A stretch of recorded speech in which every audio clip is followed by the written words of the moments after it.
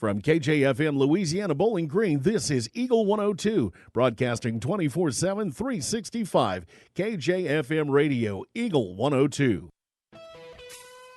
High school basketball is on the air.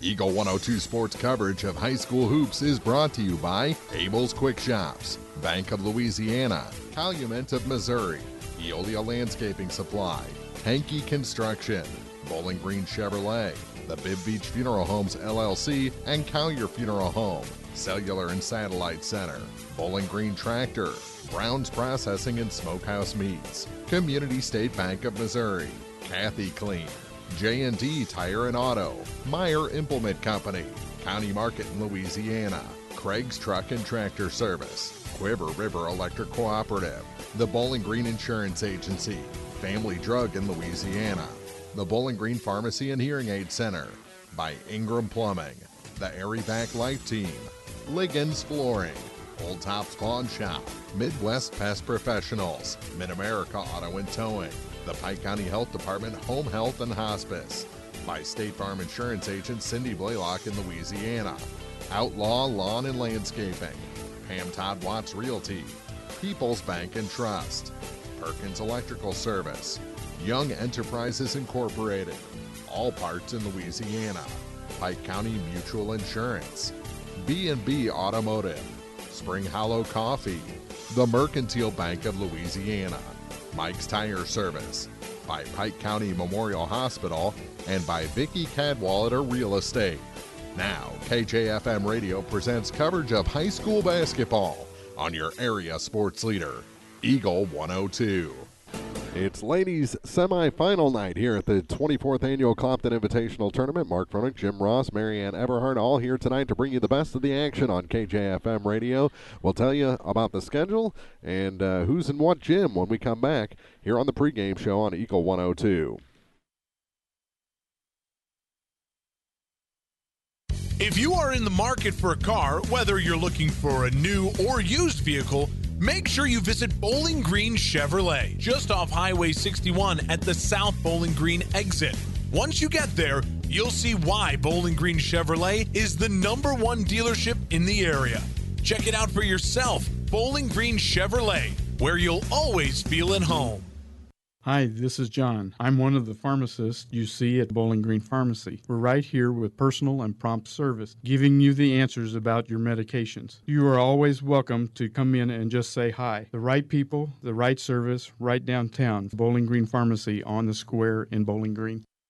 Abel's Quick Shops introduces the new Shell Fuel Rewards credit cards, now with even more ways to save with 2 great reward programs. Choose the Shell Fuel Rewards card or the Shell Fuel Rewards MasterCard and save 10 cents per gallon up to 20 gallons every fill-up, plus rebates on non-fuel purchases. Sign up at shell.us/get rewards from Abel's Quick Shops. We're just down the road. Hear all the action from the Eagle 102 broadcast booth, sponsored by Family Drug in Louisiana. It's time now for the Eagle 102 pregame show, sponsored by Bowling Green Pharmacy. It is the 2020 Clopton Invitational Tournament. We're here in the old gym. Mark Froelich, Jim Ross getting ready for the number 8 seed Louisiana Lady Bulldogs as they get set for their semifinal here on the Consolation side of the bracket against number 5 seed Wright City. And we saw Louisiana for the first time the other night, and they've got some work to do. Yeah, without question they do. They do have 7 players again tonight dressed, so that's a good sign. Nobody got hurt. Everybody came back, because they got roughed up pretty good in the game against Monroe City. And they have a tough task tonight with Wright City. Wright City played pretty well against Mark Twain and in the second half. They got way behind in the first half, but then they kind of made a game of it late. They were down 28 in the third quarter, right, and ended up getting it within single digits for a second or two. Right, and ended up losing 56-44, losing by 12. So, I mean, this is a chance. We talked about what positive happened for Louisiana late in that game against Monroe City, and they had some positive things happen to build on. So now you have an opponent. Monroe City's an opponent that they aren't going to lose too many games this year, so to lose to Monroe City is no crime. So they're going to play somebody a little closer to their talent level tonight. What we did see out of Wright City was they will press, and as a general rule this year, that's caused Louisiana some problems. So that's going to be what they've got to look out for tonight. Well, we'll talk more about that when we get to our keys to the game in just a little bit, but let's go through the rest of the schedule for tonight. We mentioned Louisiana Wright City is our first game over here. The other Consolation semifinal is Winfield and Silex, a 7-6 matchup over in the Dale Miller Gymnasium. At 6 o'clock, it's Monroe City and Mark Twain. That's a 1-4 matchup. Then the 2-3 between Clopton and Ellsbury. Those two teams have faced each other already once this season in that building, and it did not go well for Ellsbury that night. Oh, Ellsbury scored fewer than 20 points in that game, actually, and got beat by ended up about 30, I think, right at the end. They did not play well. I think they will have to shoot the ball from the outside tonight, because they've got a bunch of penetrators, and Clopton's got that figured out, and they were able to keep them out of the paint that night and won fairly handily. Monroe City, on the other hand, they're playing Mark Twain. Mark Twain's playing pretty well right now, playing with some energy and some confidence. But Monroe City as well. As we told you the other night, they only lost one player off of a very good team in Jada Summers, and so they reloaded. They didn't rebuild, and so they'll be a tough out for anybody in this tournament. Last night was boys' opening round night. You had Monroe City over Ellsbury 66-18. Wright City over Mark Twain 50-45. Clopton beat Silex big, and Winfield over Louisiana by 16. Although I thought Louisiana played well in that one. So that sets the semifinals for tomorrow night. We've got a full night of action tonight here on ladies' semifinal night, and we'll have our keys to the game next for you here on Eagle 102. Hi, this is John. I'm one of the pharmacists you see at Bowling Green Pharmacy. We're right here with personal and prompt service, giving you the answers about your medications. You are always welcome to come in and just say hi. The right people, the right service, right downtown. Bowling Green Pharmacy on the square in Bowling Green. If you are in the market for a car, whether you're looking for a new or used vehicle, make sure you visit Bowling Green Chevrolet, just off Highway 61 at the South Bowling Green exit. Once you get there, you'll see why Bowling Green Chevrolet is the #1 dealership in the area. Check it out for yourself. Bowling Green Chevrolet, where you'll always feel at home. Bowling Green Tractor wants to change the way you think about yard work with their Ego 56-volt ARC lithium battery-powered lawnmowers, weed eaters, blowers, trimmers, and chainsaws. At Bowling Green Tractor, you can walk in and see for yourself just how easy these products are to handle. Bowling Green Tractor, your home for Ego. Power beyond belief. The Eagle 102 keys to the game. Louisiana and Wright City, our first game tonight, and I think keys for Louisiana, you just can't get intimidated by that full court pressure. Going to have to take care of the basketball, and then on the defensive end, Wright City's got a couple players that are going to do a lot of their scoring for them, and Capstick and Simpson. And Simpson's just a freshman. And I'm kind of looking forward to see how she plays tonight, because she showed us some real skills, raw skills, but real skills as a freshman the other night against Mark Twain. So I'm kind of looking forward to see how she plays tonight. They're going to have to keep an eye. Louisiana will have on those two players, because they're the two main scorers for Wright City. And again, they're going to have to be able to handle the pressure and make shots. I mean, how many times have we said that this year in games with teams that lost a lot of their leading scorers for last year? They got to find somebody that can make shots for them, and that's the case for Louisiana tonight as well. Well, the only real height Louisiana has is from Faith Rule, and she's not all that tall, but she's going to have to play tall tonight. Right, and she really doesn't play inside that much. She plays more at the point guard position because she can handle the ball. And I would suspect with the potential of a press coming, she'll have to do that again tonight. And so, yeah, that's going to make things a little more interesting inside. Although Wright City's not really that tall, but Dayton Gurley, Simpson, they're both two really aggressive players. They'll go to the glass hard. Capstick's kind of the same way as well. So they're going to have to match the intensity and the aggression of Wright City in this game, or things won't end well. Those are our Bowling Green Chevy Buick keys to the game. Our Community State Bank starting lineups are coming up next on Eagle 102. Community State Bank of Missouri in Bowling Green and Troy, where the #1 priority is the customer and adding new services to help simplify your life. Community State Bank is committed to meeting or exceeding customer expectations and building a strong, high-performance financial services organization. Community State Bank in Bowling Green and Troy, your community bank since 1887, member FDIC. It's good to aim high, and sports can help children reach their goals. Join Pike County Mutual Insurance in Bowling Green and Farm Mutual Insurance in supporting local athletes. Be sure to catch all the action this sports season.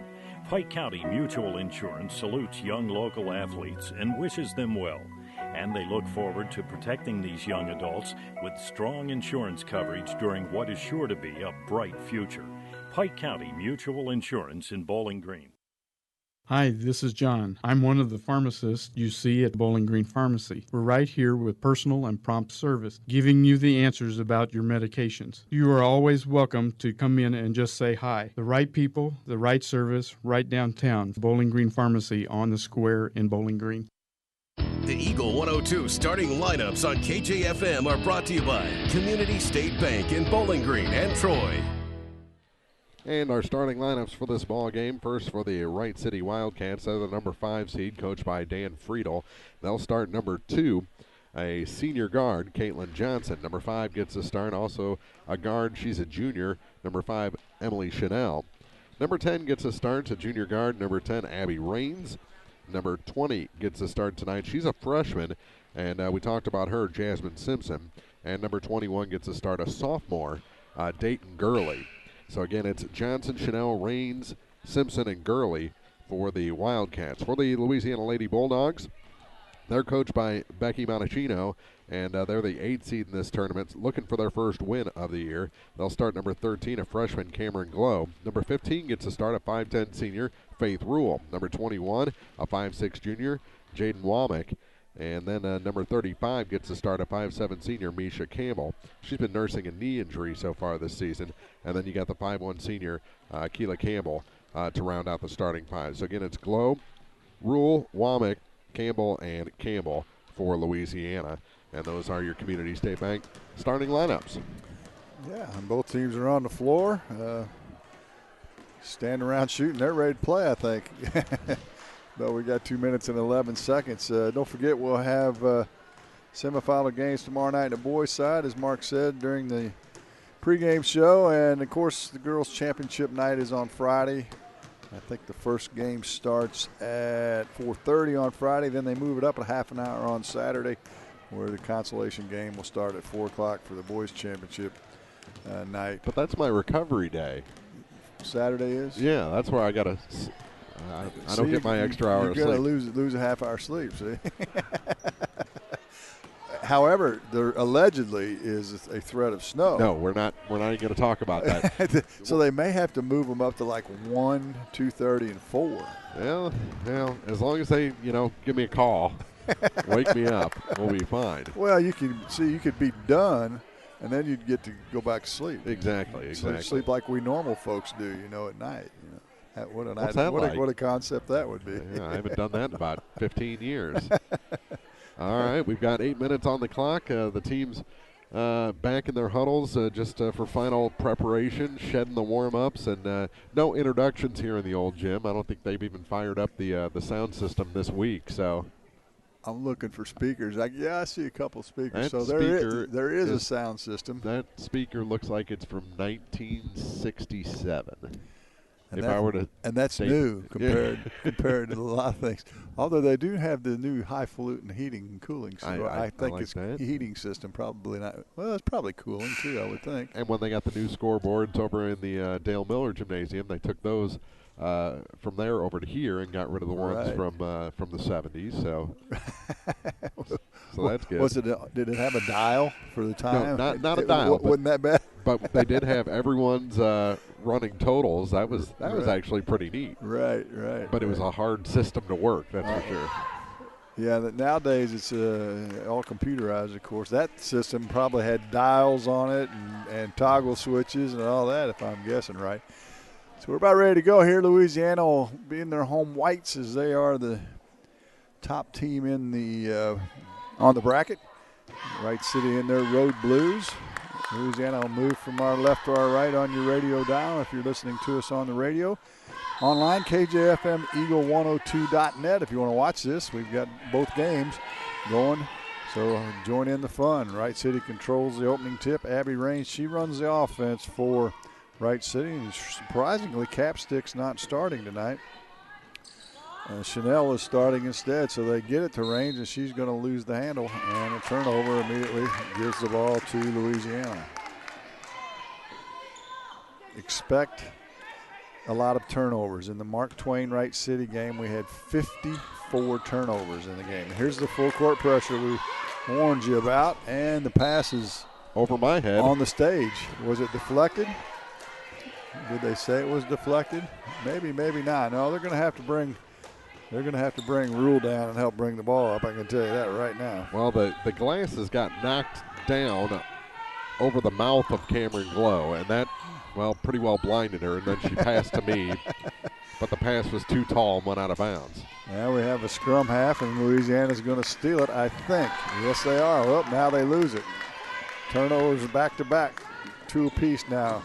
Raines goes in. We've got a whistle and a charging foul. So a lot of action here in the first 43 seconds. But no scoring yet. Not yet. Long pass to Campbell, and they'll get it in the front court now to Glow, so maybe Louisiana can set their offense up. They'll get it to Rule, and she'll run it to Glow left. They're going to have to be able to penetrate to get that entry pass in. Campbell drills in. She loses her footing and turns it back over to Wright City. Chanel comes into the front court for Wright City, off to Raines.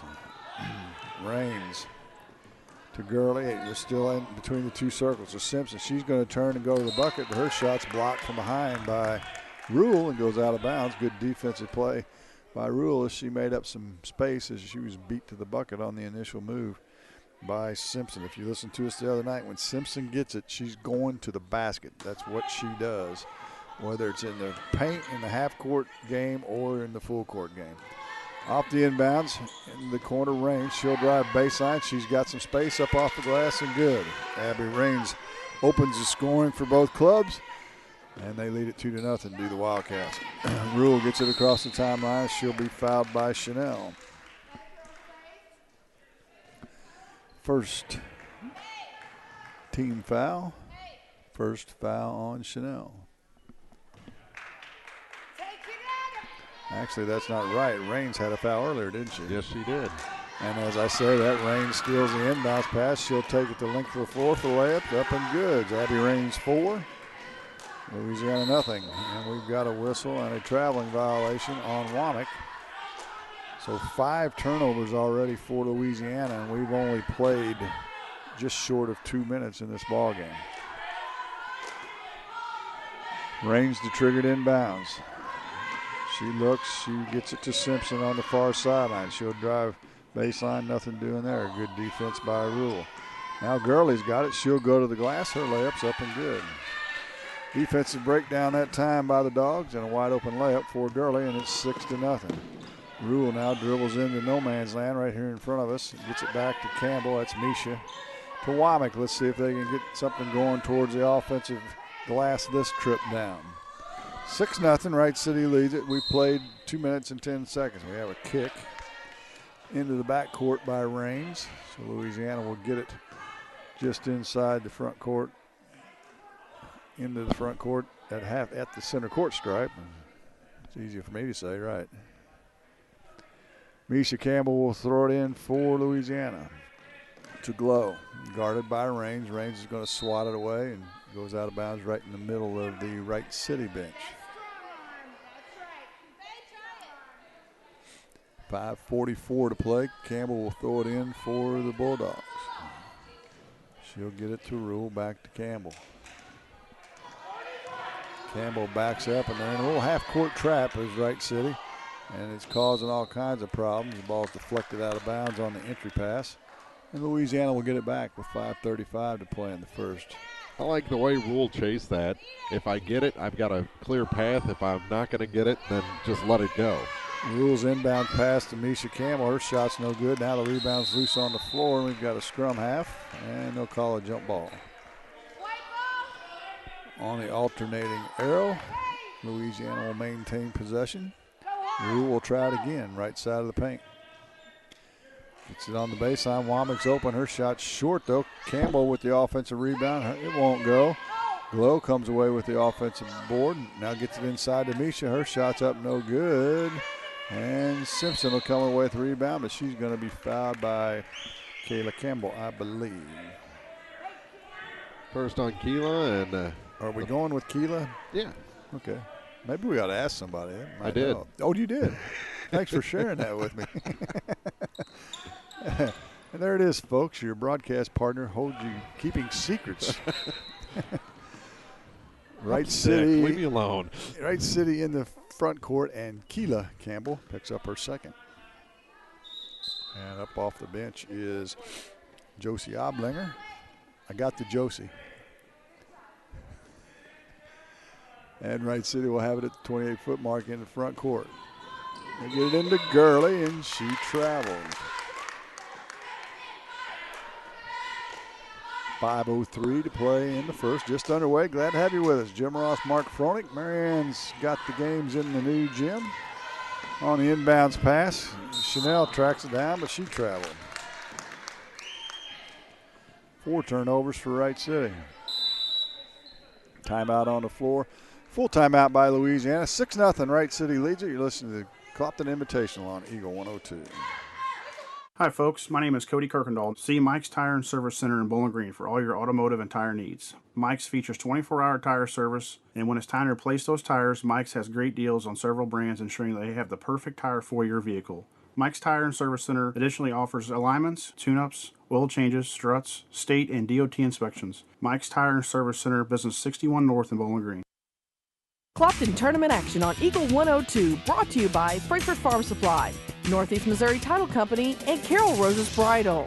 People's Bank & Trust mobile banking app gives you the convenience of banking from anywhere. Simply download the free app for your Android or Apple device and get started managing your accounts, transferring funds, paying bills, and depositing checks. People's Bank & Trust online at www.pbtc.net.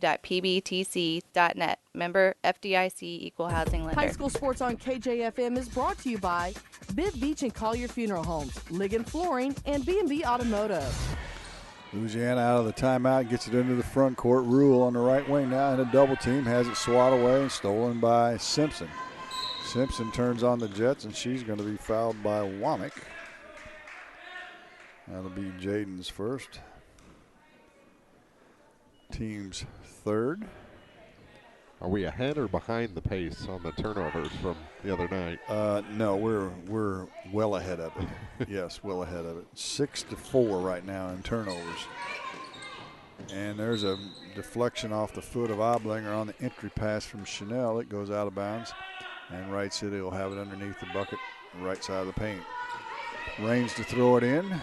She finds Simpson. She'll go up in a crowd. It won't go, but there's a whistle on the foul. And Jasmine Simpson will go to the free throw line. She'll get a couple free throws for her efforts. Foul is on Womack. So Womack with 2, Campbell with 2 already. And we have yet to play 4 minutes of this first quarter. First free throw by Simpson's too strong. Off the back of the rim, she'll get a second. Just a freshman.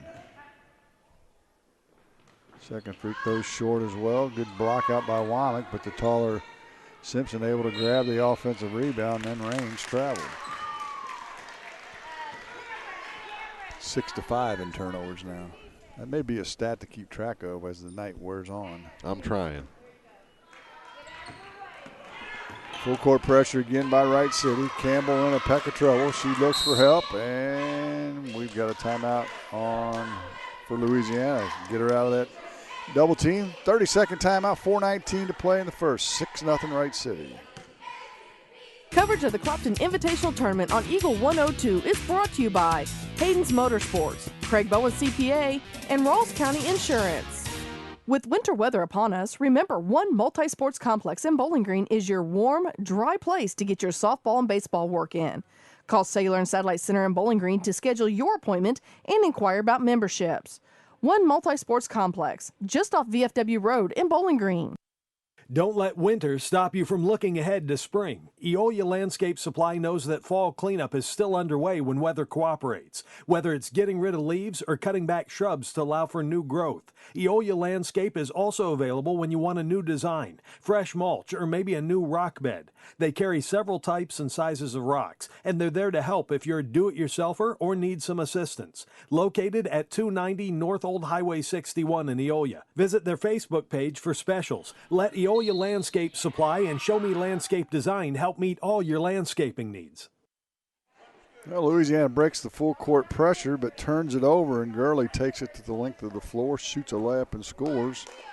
And now she'll go to the line to try and complete a three-point play. Fouls on Oblinger, her first, team's fifth. Free throw's good by Dayton Gurley. So she's got 5 points. Interesting spelling to that name as Louisiana turns it over. Raines with the steal and the layup. Dayton, D-A-E-T-Y-N. I don't know that I've ever seen it spelled that way. And now it makes sense when you look at it. Sure does. In the double team, Wright City's whistled for a foul. That'll be their third team foul. It's going to be on Simpson, her first. And Louisiana will try it again. Misha Campbell gets it into Womack. Now they get up the sideline to Rule, and she'll go to the bucket, and that's a blocking foul. Gurley tried to take the charge, but she was way late getting there. It'll be on the drive, so Louisiana will have it underneath their own basket with 3:48 to play here in the first quarter, trailing 11-0. Womack drives right baseline, gets in a double team, gets it to Rule. Her shot's up off the glass and good. So Faith Rule breaks into the scoring for Louisiana, and they trail 11-2. Wright City back in the front court now. Raines. Right wing to Chanel. To Gurley to Raines. She'll shoot a long jumper. It's off the mark. Rebound to Campbell. That's one thing we didn't see Wright City do much of. Make shots from afar. As the ball is deflected out of bounds by Raines. So maybe if Louisiana could pack in a zone, keep them out of the paint, see if they can shoot from the outside, huh? There's a thought for you. Campbell, that's Misha. Throws it over the head of Glow, out of bounds, back to Wright City. 3:02 to play in the first. That's something I think we're going to see a lot of, is just passes that the girls just can't reach. Louisiana in a zone this trip. Gurley's going to shoot it, and it's off the mark, no good, but she's going to be fouled by Oblinger, and that's going to be Oblinger's second.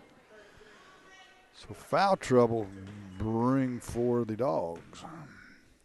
Gurley will go to the line, and she'll get 2 shots. Made her first one on the completion of a three-point play. And that one's short. A couple subs coming in for Louisiana. Casey Strickfaden with her first minutes. And Keela Campbell will return. Oblinger and Misha Campbell will take a seat. Gurley with the second. I like Gurley's shoes. She's got some glow-in-the-dark stuff. She misses both free throws, however, and Simpson comes away with the offensive rebound. They'll reset the offense now. Raines gets it to Simpson. Right wing to Chanel. She'll drive baseline. She's caught up in a double team now. And don't foul her, and taken away by Rule. 6 turnover for Wright City. Rule into the front court now. Dribbles to the right wing. Gets it to Strickfaden. She tries to get inside to Campbell. It's stolen away. Wright City heads the other way. Simpson spins, gets it inside, and throws it to Glow with the steal. Just a little bit too fast that time for Simpson. Rule coming back at a high speed, and she's going to be fouled. Foul's going to be on 5, I believe. That would be Emily Chanel, her second. Team's 5th. The other thing we're going to get to do in this game before it's all over with is shoot a lot of free throws. Oblinger in, Womack out. Capstick in her first minutes for Wright City. On the inbounds pass thrown away to Gurley. Gurley gets it ahead to Johnson. Johnson loses the handle, dribbles it off her foot, and it goes back to Louisiana. And Wright City wants to talk about it. 11-2, they lead it to the Wildcats. 2:01 to play in the first. You're listening to Clopton Invitational on Eagle 102. Clopton Tournament action on Eagle 102, brought to you by Center Locker Service, Bouquet Florist, and Pepsi Refreshment Services. Community State Bank of Missouri in Bowling Green and Troy, where the #1 priority is the customer and adding new services to help simplify your life. Community State Bank is committed to meeting or exceeding customer expectations and building a strong, high-performance financial services organization. Community State Bank in Bowling Green and Troy, your community bank since 1887, member FDIC. High school sports on KJFM is brought to you by Abel's Quick Shops, Mike's Tire and Service Center, and Kathy Clean. Coverage of the Clopton Invitational Tournament on Eagle 102 is brought to you by Bowling Green Ready Mix, Eolia Landscape Supply, and Alicia Koenig, RE/MAX Realty Agent. 2:01 to play, full court pressure on Louisiana. Wright City with the steal, but there's going to be a push from behind. That'll go on Capstick. That's a 16 foul, so we'll shoot free throws the rest of the half on both sides. Rule gets it into Misha Campbell. She'll cross over to the timeline, hands it off to Glow. They'll try and set the offense now. Left wing to Campbell. Campbell looks for some help, gets it to Rule in the corner. Skip pass out over the head of Keela Campbell, but tracked down by Glow. Glow will throw it back to Rule. Her pass is Strickfad, and it won't go, but Campbell with the rebound, up and good. Keela Campbell with her first 2 points of the ball game, and it's 11-4 Wright City. And a 4-0 run for the Bulldogs. Left wing now to Johnson. Johnson to Gurley, now to Capstick as they work it around against this zone. Simpson has it in the paint, drops it to Gurley in the corner. They move the ball quickly, and Raines got away with the travel. Gurley on the wing, back to Raines. Raines now has her pass deflected by Rule. Rule ahead the other way. She's going to the glass with the left hand up, no good, but we got a whistle and a foul. And that'll be on Raines, her second. And Faith Rule will go to the line and shoot 2 shots. First trip to the charity stripe for the Bulldogs. 1:01 to play in the first quarter. Rule's first one's a high arching free throw. It's off the back of the rim and no good. Raines will take a seat, and Emma Wegerson is in the game. Rule's second free throw is no good. Gurley with the rebound for Wright City. Under a minute to play here. Capstick into the front court. They'll work it around. Louisiana still in a 2-3 zone.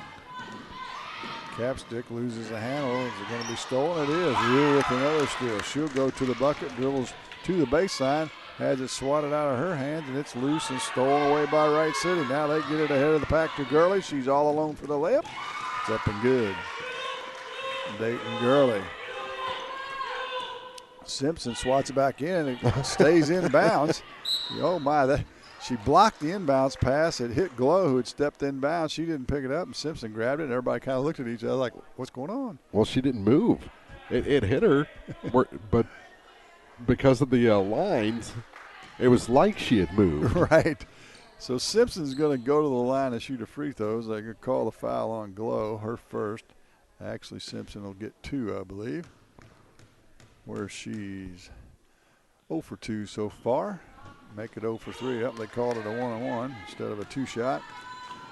So with 22 seconds, can Louisiana cut into this 9-point lead for Wright City? Keely Campbell back to Misha. She'll shoot it just inside the arc. Off the back of the rim, no good. Rebound's loose, and it's going to go off of Wright City. So with 8 ticks on the clock, Louisiana will have a chance from underneath their own basket. Rule to throw it in, left side of the bucket. They get lined up. 4 players along the free throw line. And here we go. Rule looks. She's got Glow. She'll track it down. Now she'll get it to Misha Campbell. Misha on the dribble, pulls up from 15. It's short, no good. Simpson with the rebound to Gurley, and that's going to do it for the first quarter. Your score, the Wright City Wildcats 13, Louisiana Bulldogs 4. This is the 24th annual Clopton Invitational on Eagle 102. Clopton tournament action on Eagle 102 brought to you by Clopton Athletic Boosters, Crossroads General Store, and Lynn's Heritage House. Hi folks, this is Eric Schaefer. With sports season upon us, be treated like the pros. If your athlete has experienced an injury during a game or practice, let our experienced sports medicine team at Pike County Memorial Hospital Physiotherapy Department get them back to play. We have 2 locations to better serve our community: Pike County Memorial Hospital Physiotherapy and Sports Medicine in Louisiana and Bowling Green. Pike County Memorial Hospital. Community owned, nationally known. Bowling Green Insurance Agency can assist in all the insurance coverage you may need. With the proper insurance coverage, you can stop sweating the small stuff and enjoy life. Bowling Green Insurance Agency is one of the leading insurance agencies in the Pike County area. Give them a chance and they'll prove it. Call Fred Carlson and get a quote. Bowling Green Insurance Agency. High school sports on KJFM is brought to you by Brown's Processing, Craig's Truck and Tractor, and Old Tops Pawn Shop. 13-4, Wright City leads it as we start the second quarter, and the Wildcats will have the ball. Looks like the original starting lineup back into the game for Louisiana. And for Wright City, Capstick is in along with Wergerson for Wright City. Simpson gets it on the baseline. She'll hand it off to Gurley. She's tied up by Womack, and on a jump ball, alternating arrow, Louisiana will get the ball back. 10th turnover of the game on Wright City.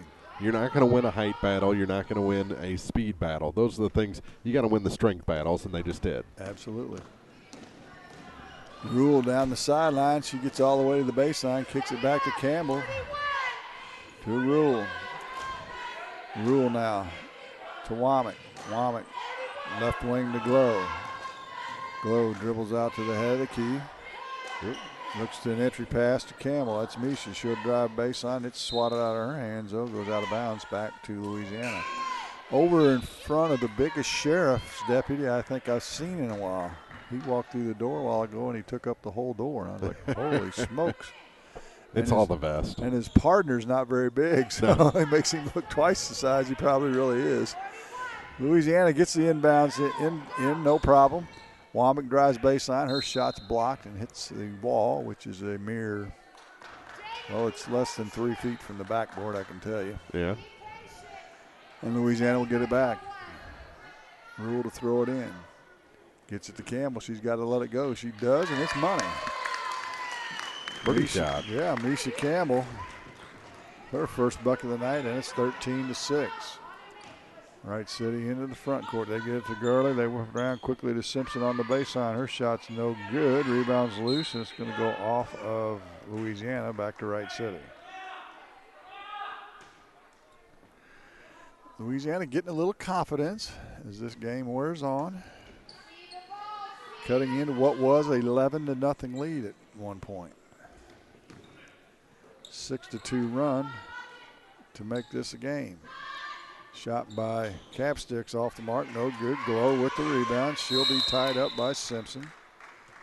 And the alternate arrow will get it to Wright City. Poor Cameron was being thrown around like a rag doll, but she held on to the ball. Hanging off for dear life, wasn't she? On the inbounds, they get it to Simpson. She steps through nicely and puts it off the glass and scores her first 2 points of the night. That was a good little duck move she did there. Campbell into the front court now to Rule. Right corner now to Womack. She'll drive baseline, steps through the double team, then loses the handle to Capstick, and then she ties up Capstick.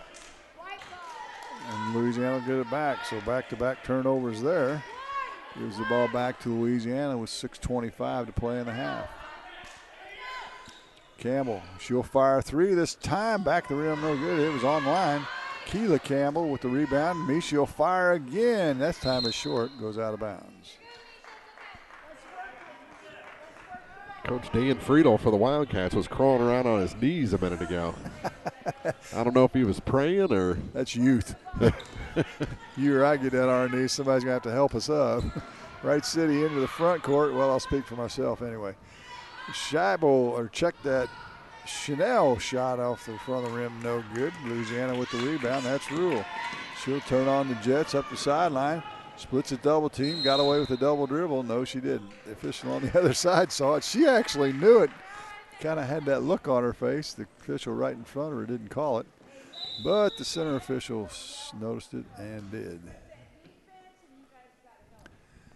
So here we go, the conversation about the restraining line again. I'm not sure the officials even understand the restraining line. Well, I think both of these guys, or all three of these guys, have done a lot of games in this gym. Now we have a jump ball. And Wright City will stick with it. Well, he was telling her to scoot back beyond the black line. You don't have to do that on the inbounds. For the inbounder, the red line is the out-of-bounds line. That's where you got to be behind. The entry pass goes into Simpson. She's tied up by Campbell. And another turnover on the alternating arrow gives it back to Louisiana. They trail 15-6. They could use a basket here with 5:35 to play in the first half. Glow has it now. Glow just a freshman. To Campbell. Campbell. Guarded straight up. Looks like Wright City playing man-to-man, and she gets to Womack, and she took off running and didn't put it on the floor first. And the turnover gives it back to Wright City. Into the game now is Johnson comes in for Wright City. Capstick travels. Maybe that's why she didn't start tonight. She had a pretty decent game against Wright City. That the turnovers are quickly catching up with the points.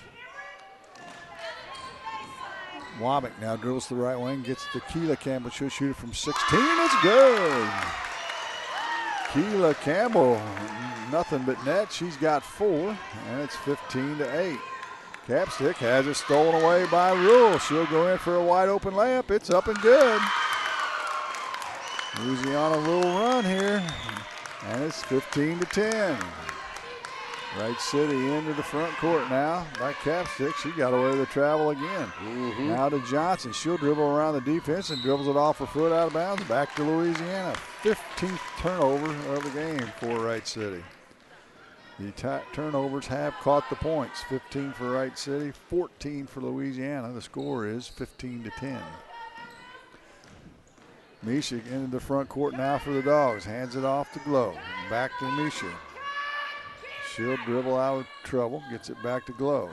Glow loses her dribble, and now she's whistled for, she got her glasses knocked off. She needs to get one of those straps for those things. Yeah. That's the second time tonight. She got them knocked off a couple times the other night. Raines will return, and Johnson will take a seat for Wright City. She's got good humor about it, but yeah, she does. She breaks those things. Mom might be a little upset. I'd be freaking out if it was me. Man, don't break my glasses. Maybe goggles. Come out with goggles as the inbounds pass is knocked out of bounds, and the Dogs will get it back. Inbound to Keela Campbell. She puts it on the floor. There's their shot blocked, but Rule picks up the loose ball. Campbell falls down in the corner. Now we have another jump ball. One of many tonight. And that'll give it to Wright City and even up the turnovers at 15 apiece. You know, I like watching these Louisiana girls because they know what they are. And they're playing hard, yeah, and they're trying to have fun with it. Yeah. They're out there smiling, laughing. when something goes their way, they're excited about it. Yeah. Good for them. Wright City turns it over as they get it in the paint. Got a chance to cut into this lead once again. Again, remember, they were down 11-0. It's now 15-10. So they've shown a little fire here in this second half, and Womack traveled. 3:46 to play in the half. 15-10. Wright City leads it. They'll have it in the backcourt after the turnover. Up quickly to Bergjen. She throws it inside, and we've got a whistle and a foul. I am saying, though, that Keela doesn't have any trouble keeping her glasses on. No. Foul is on Misha Campbell, her first. And Simpson will go back to the line to shoot 2 shots. Or is it 1-on-1? 1-on-1, I believe. She misses the first. Rebounds loose. Womack tracks it down. Now she's tied up from behind by Simpson. And on alternating arrow, Louisiana will keep control of it. Yeah, I don't know how you get away from all these jump balls. If you're not confident in dribbling out of trouble, you just stand there and hold it, and that's the byproduct of holding the ball. As the ball's deflected out of bounds by Raines. Capstick could have grabbed it, thought it was off Louisiana, but not to be. Louisiana will have it back. Campbell on a 28-foot mark, far sideline. Skips it into Keela. Keela now splits the double team and has it stolen away by Gurley. Gets her glasses knocked off. Okay, I take that back. Back comes Wright City. Capstick's shot is up and no good. But we've got a whistle and a foul. And you saw they almost got stomped, too. Yeah, that was close. A couple subs to check in for Louisiana's. Capstick goes to the line for 2 free throw opportunities. First one's up and good. Subs come on in. Strickfadden in. Keela Campbell will check out. Rule will check out as Oblinger returns as well. Capstick with the second. It's quiet in here. Second free throw is good as well. And we've got a sub for Wright City into the game. That's Chanel. And they'll come back with full court pressure, will the Wildcats. Get it into Campbell. Keela to Misha, back to Keela. Now to Womack, up the left sideline. She throws it away. Stolen by Gurley. She'll get into the front court, loses the handle, but Chanel will pick it up. Now to Raines. Raines right wing to Capstick. She'll try to drive baseline. Nothing doing there. They'll get it into high post now to Simpson. She is fouled. I'm noticing a trend. Louisiana, they have to stop themselves before they make a pass. They've got to learn to pass on the run, and that'll solve a lot of their troubles. Fouls on Glow, her second. To the line is Jasmine Simpson. Actually, the third foul on Cameron Glow. Oh, it is, isn't it? And Simpson having a rough night from the charity stripe so far. Glow will take a seat, as will Strickfadden, Rule, and Keela Campbell back into the game for Louisiana. Second free throw by Simpson is no good as well. Rebounds loose on the floor, and Womack will come away with it. Nearly has it swatted away by Raines. And Rule will pick it up, and Wright City will back off with 2:45 to play in the half. Pass down low to Oblinger. Nice catch by her. Saves it, gets it to Rule. Now to Misha. Misha backs up. Looks for some help. And it's swatted away by Raines. Stolen by her. She's had a bundle of steals tonight. She'll get it back now, get it into the front court with 2:20 to play in the half. They lead 17-10. Head of the key now to Raines. She'll shoot it from about 17. It's short, no good.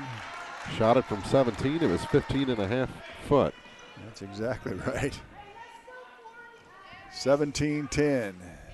2:14 to play.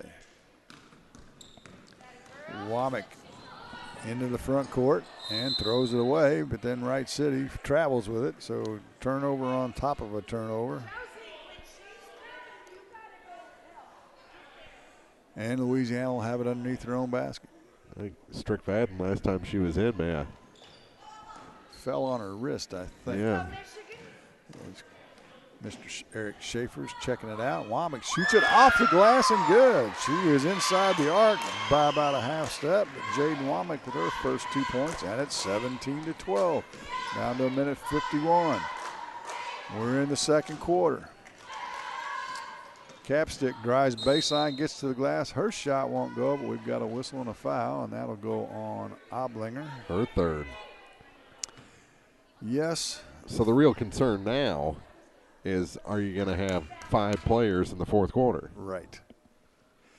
3 for Glow, 2 for Womack, 3 for Oblinger, 2 for Keela Campbell. So, yeah, that will be a topic of conversation at half, I'm sure. Capstick at the line. Her first one's off the back of the rim, no good. She was 2 for 2. She was. Down to 1:42 to play in the half. 17-12, Wright City on top. She's got an interesting approach to free throws if you're watching. Second free throw is good. So it's a 6-point lead for the Wildcats. Full court pressure again. They get it in. Rule now gets it. But it's deflected by Capstick right here towards us. We were both ready. We were agile as we can be. Misha Campbell throws it in bounds, and it's stolen away by Wright City. Capstick with the loose ball on the right wing. Had the key to Raines. Raines now to Chanel, back to Raines. Raines steps inside the arc, gets to Chanel left wing. She'll shoot a runner. It's no good. Rebound by Simpson. It's no good. And Oblinger with the defensive glass for Louisiana. Down to minute 15 to play. Rule across the timeline now for the Lady Dogs. And she gets away from trouble with Raines to Womack. Womack back to Rule. Rule penetrate and kick it to Misha Campbell and let her fire a three again. Campbell in a double team right now, looking for help, and gets it to Womack, but she's going to be knocked down by Capstick.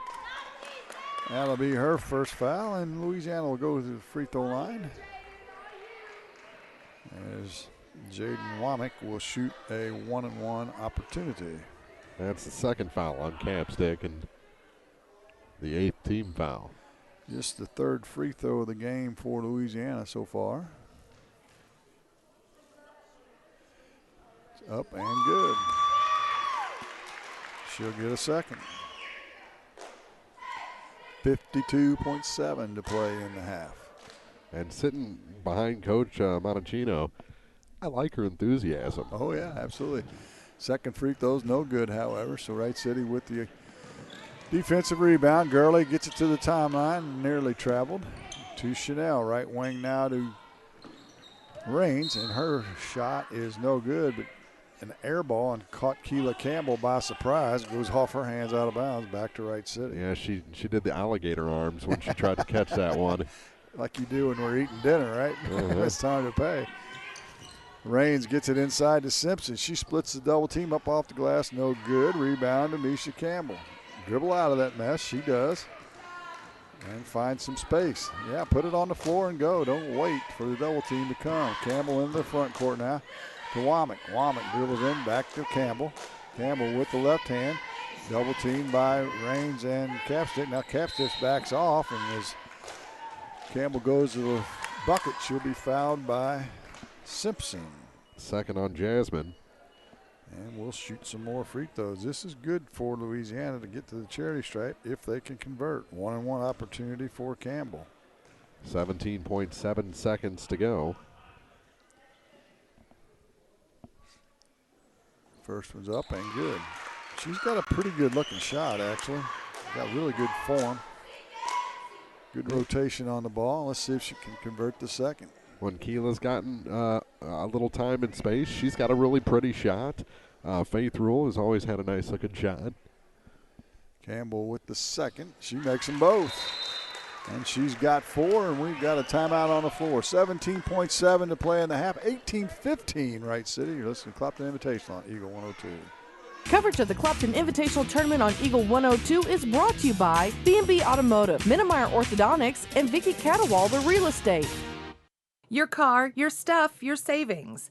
Combine your auto and renter's insurance with a call to State Farm Insurance agent Cindy Blaylock in Louisiana, and let Cindy show you how to put life back in your life insurance.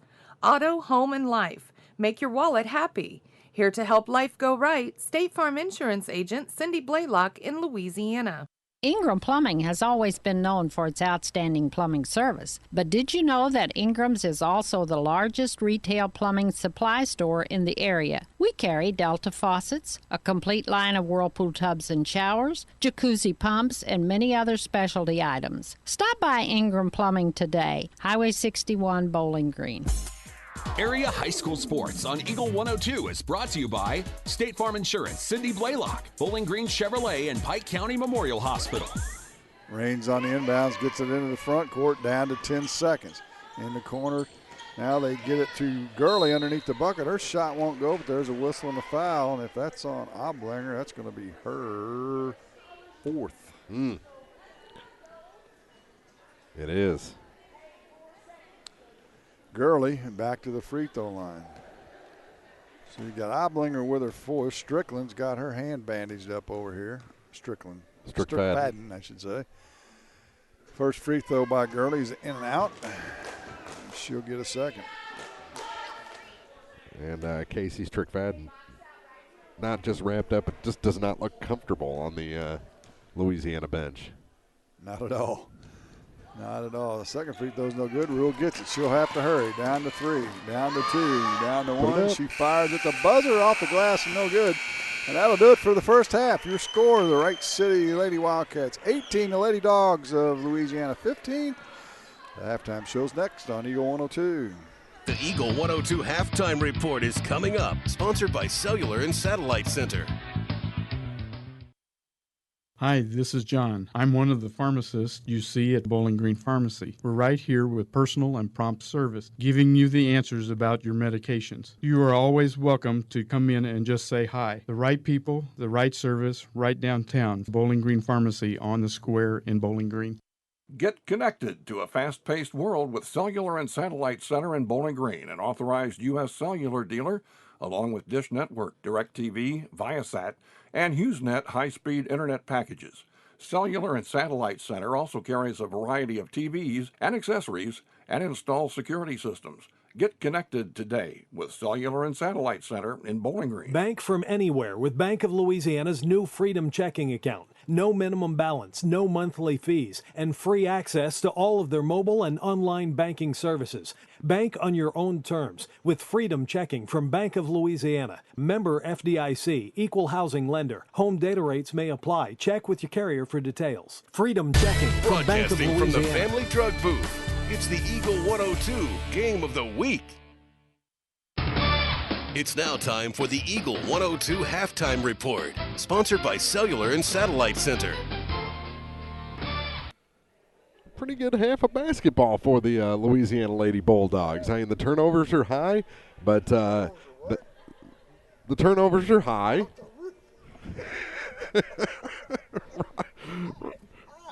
Ross, put on your headset. 18-15. It's a 3-point game after 2 quarters, and for Louisiana, I think that's a big win. It is, and as we mentioned during the second quarter, you could just see the confidence building as some positive things happened. They made a shot, made some free throws. They were down 11-0 at one point, and now it's an 18-15 game. So they've got back into this ball game. We'll see if they can handle the full court pressure.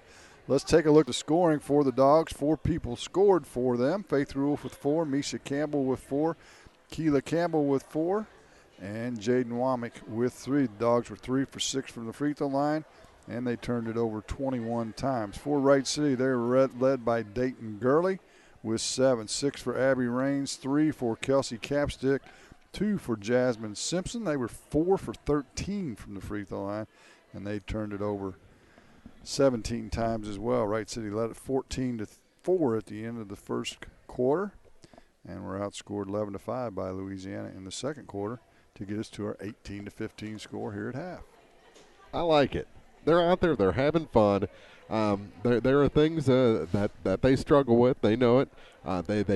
seems like they're playing for each other out there. There's a real team mentality out. I mean, you only have 7.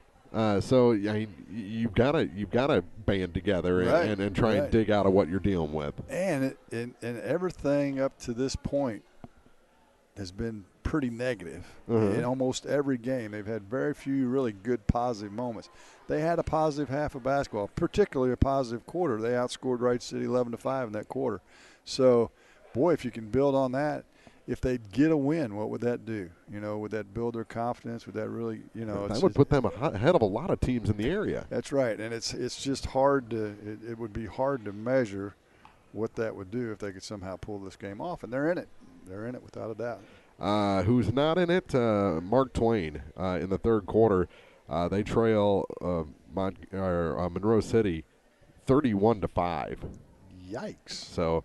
This is definitely the game to watch here through the first 2 quarters in this ladies semifinal of the Clopton Invitational. We'll talk more about this one when we come back on the Cellular and Satellite Halftime Report on Eagle 102. Get connected to a fast-paced world with Cellular and Satellite Center in Bowling Green, an authorized U.S. cellular dealer, along with Dish Network, DirecTV, Viasat, and HughesNet high-speed internet packages. Cellular and Satellite Center also carries a variety of TVs and accessories and installs security systems. Get connected today with Cellular and Satellite Center in Bowling Green. Hey, this is Ryan with Mid-America Auto and Towing in Bowling Green, and we've got the lot looking good and ready to go. We've got something for everybody's budget. We have a constant rotation of new inventory, including cars, trucks, and SUVs. So if you're out and you're looking for a new car, come by and see me. The Mid-America Auto and Towing, just off Highway 54 in Bowling Green, is a one-stop shop. Like us on Facebook or check out our website, midamericaautoandtowing.com. When you support a locally owned pharmacy, you're contributing to the growth of the community. The dollars you spend stay right here to support our local community. Family Drug is your locally owned pharmacy, and their pharmacists have a personal commitment to their communities because just like you, they support their community. Family Drug, locally owned and hometown proud on Georgia Street in Louisiana. It's now time for the Eagle 102 Halftime Report, sponsored by Cellular and Satellite Center. 2 quarters in the books, 18-15 is our halftime score as Louisiana trails by just 3 heading into the second half of this ladies consolation semifinal. Still more basketball to come on KJFM tonight. The late games from the high school gym. It's Clopton and Ellsbury. That is always interesting one way or another. And then Winfield and Silex here, the 7-6 matchup. And I think that's a good matchup for the young Silex Lady Owls. Yeah, it will be. And a bit of a chance for them to get some positive things going for them as well. As we talked off the air, they're really young this year, and they need some positive things, need a win, and tonight they'll have that opportunity against Winfield. Yeah, and, there's always that Robert James factor. He went down there to Winfield to become the AD, and I think he's taken some Silex folks with him over the last couple of years to help out down there. I really like the Winfield program. I wish they were still playing north instead of south and back in the EMO because they've got great facilities and just real good people to work with down there at Winfield. Yeah, and who knows what goes into those kinds of decisions. They're playing there. It's obviously a growing area and a growing school district, but you go south into the GAC, even though they've split the GAC into big schools and small schools. So they're in a division with Orchard Farm, who also went at the same time Winfield did. Orchard Farm, Warrenton, St. Charles, maybe Washington's the other smaller school, I think. So is St. Dominic in there? St. Dominic could, or they may play in that AAA, that Catholic League. But that's a far cry from the other side. I think actually there may be 3 divisions. That's a far cry from the Troys, the Francis Howells, the Fort Zumalls, and I think they do play them a little bit. Fort Zumwalt East might be the other school in there because they're the new Zumwalt School District. But boy, wouldn't they be fun to be playing in the EMO still and get to see them. Their boys team was pretty entertaining the other night. I'm really looking forward to tomorrow night's game against Clopton because I think that's got the potential. We really haven't had a really good competitive game. You had as close a game last night, the nightcap here between Wright City and Mark Twain. That was the closest game, but it really was close for a while. Then Wright City got ahead, and it kind of stayed out at the 5 to 8 point for the rest of the way. So I'm really looking for that to be this. This is probably going to end up as a competitive game. The next game here should be a competitive game. But I think that Clopton Winfield boys games could really be the real deal tomorrow night. They took the last 2 minutes off the clock. We'll take a quick break, come back with your second half after this on Eagle 102. The Mercantile Bank in Louisiana says now's the time to sign up for online banking and bill pay. With online banking, you can bank day or night from your home, office, or anywhere with internet access. Check account balances, view checks, and much more. Stop in today to learn more at the Mercantile Bank, downtown Louisiana. Your hometown bank, member FDIC, and equal housing lender. Area High School Sports on Eagle 102 is brought to you by Air Evac, Spring Hollow Coffee, and J&D Tire and Auto. Well, one thing we didn't mention during the break, Louisiana has got to stop fouling. They do. Not because Wright City's making free throws, because they are not. But Oblinger has 4. Glow has 3. Keela Campbell has 2. Jaden Womack has 2. And so – and we think that Casey Strickfadden's got an injured thumb as it's taped up. I don't know if she can answer the bell in the second half or not. So they may be down to 6 players here in the second half of this game.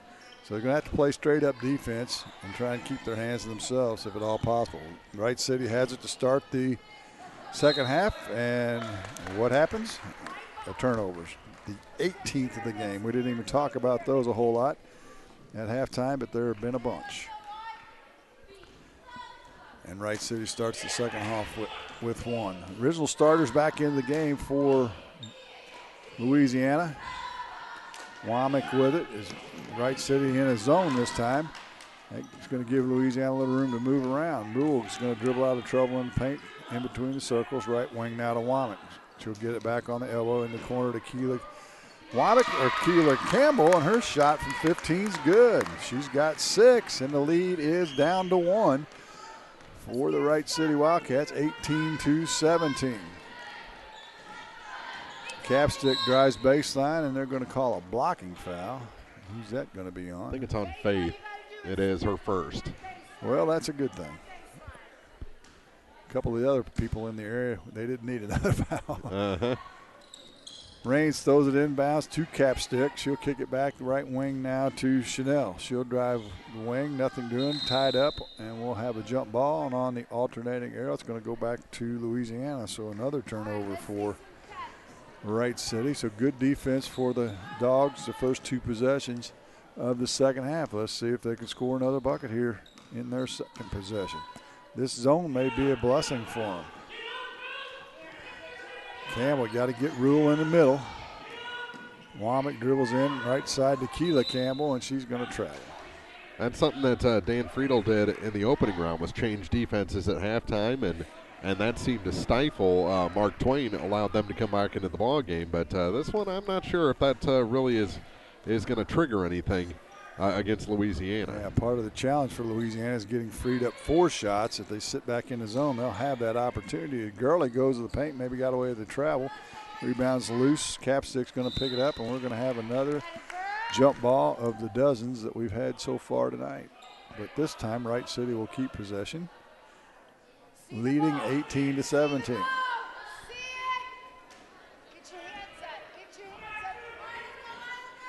Raines throws it into Capstick in the far corner.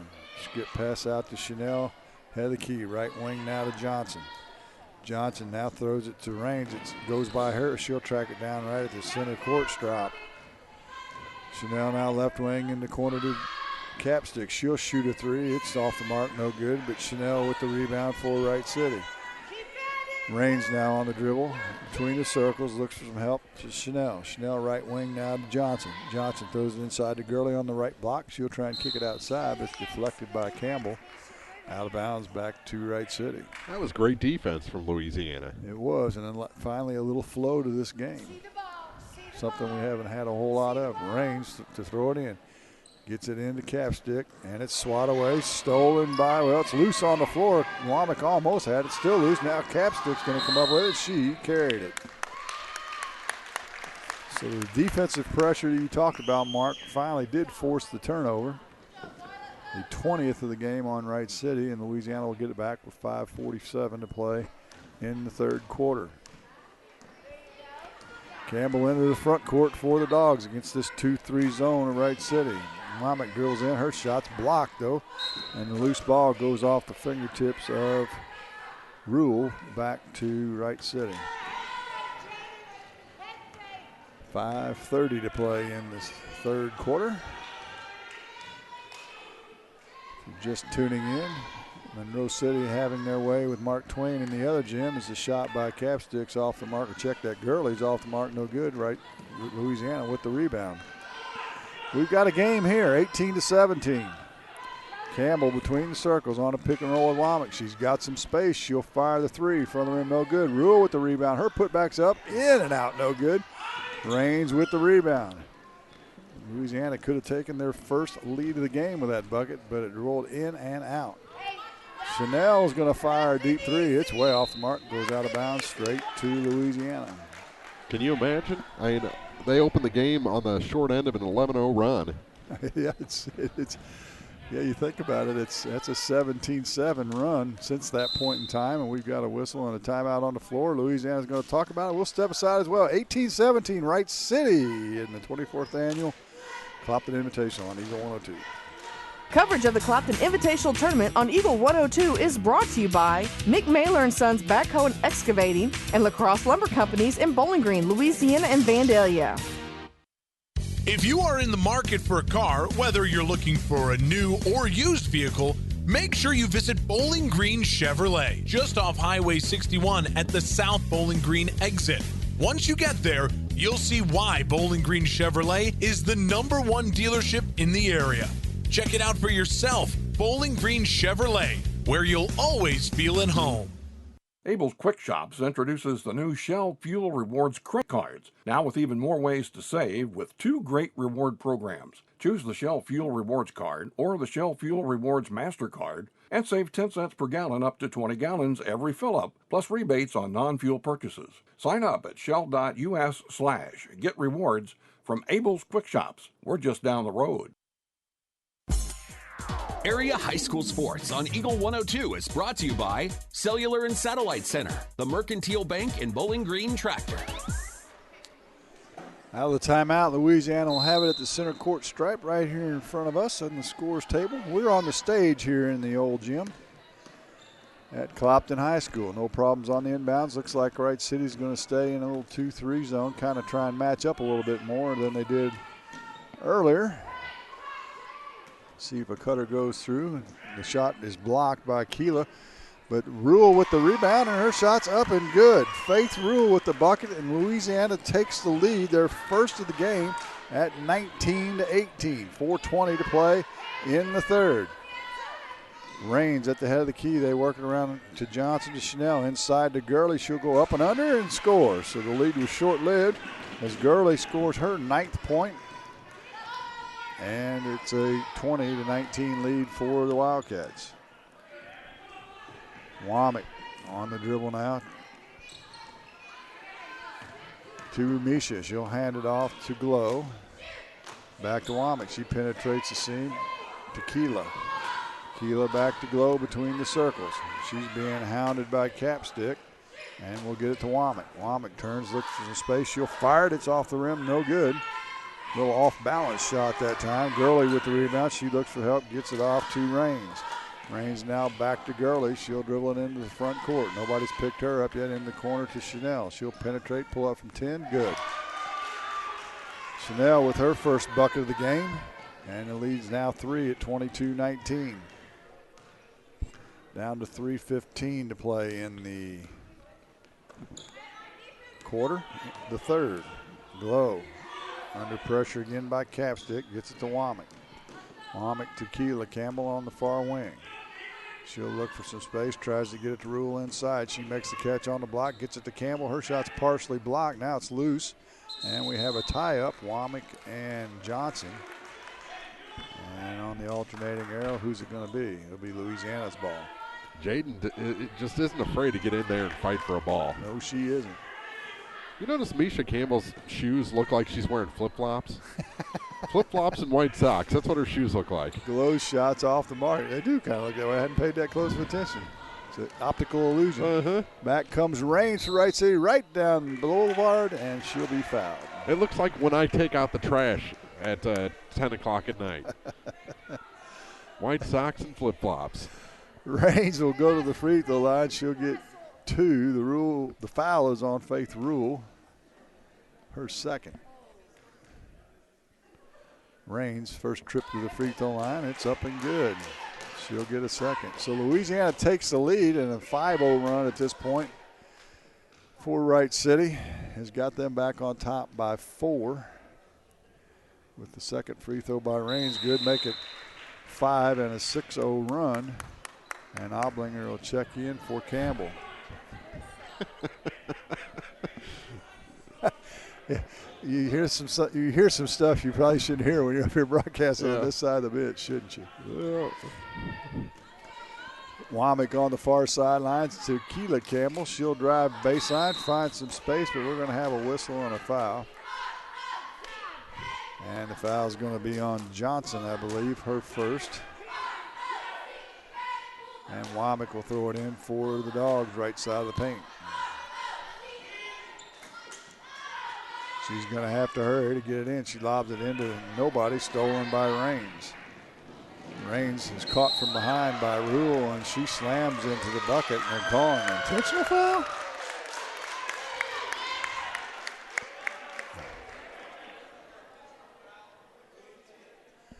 I guess after Raines got the ball stolen, she must have given Rule a little chuck, a shove, and she is called for an intentional foul. Well, we couldn't see that from the angle we were at.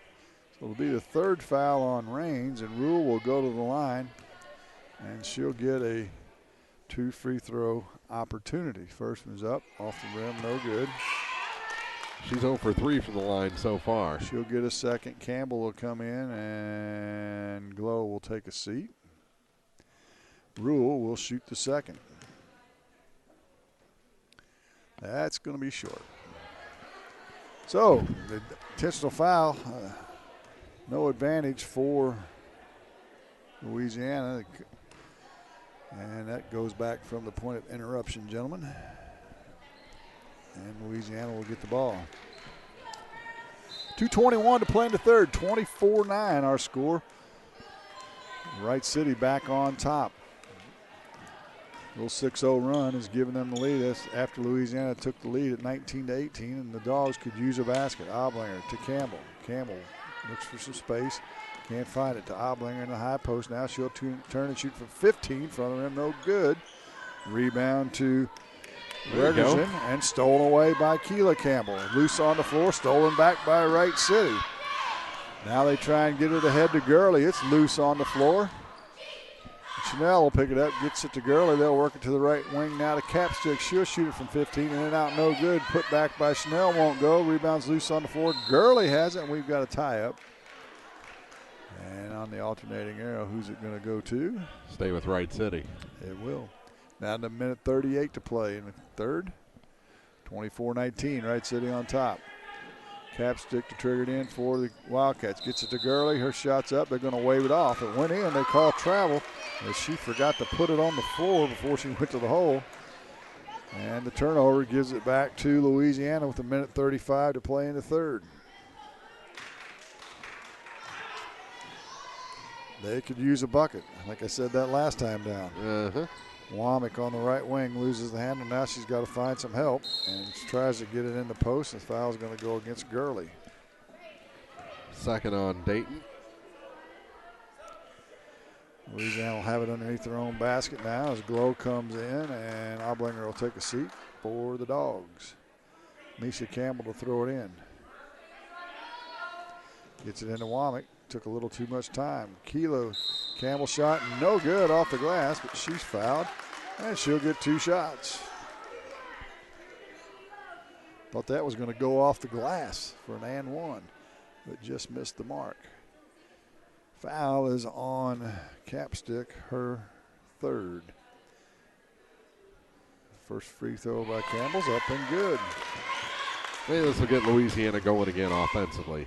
Talked about the rotation that she has on her ball. It's a good one. Second one's up. It's nothing but net as well. So that breaks the 6-0 run and cuts the lead down to 3 at 24-21, down to $1:17 to play in the 3rd. Capstick in the front court off to Johnson on the left wing, and she traveled. Ooh. Wright City giving Louisiana opportunity to get back in this ball game. As Raines will return, Johnson will take a seat. Louisiana in the backcourt. Rule with it. Gives it off to Campbell. Campbell in the front court. Lazy pass stolen away by Capstick, and then she dribbled it off her foot. Back-to-back turnovers.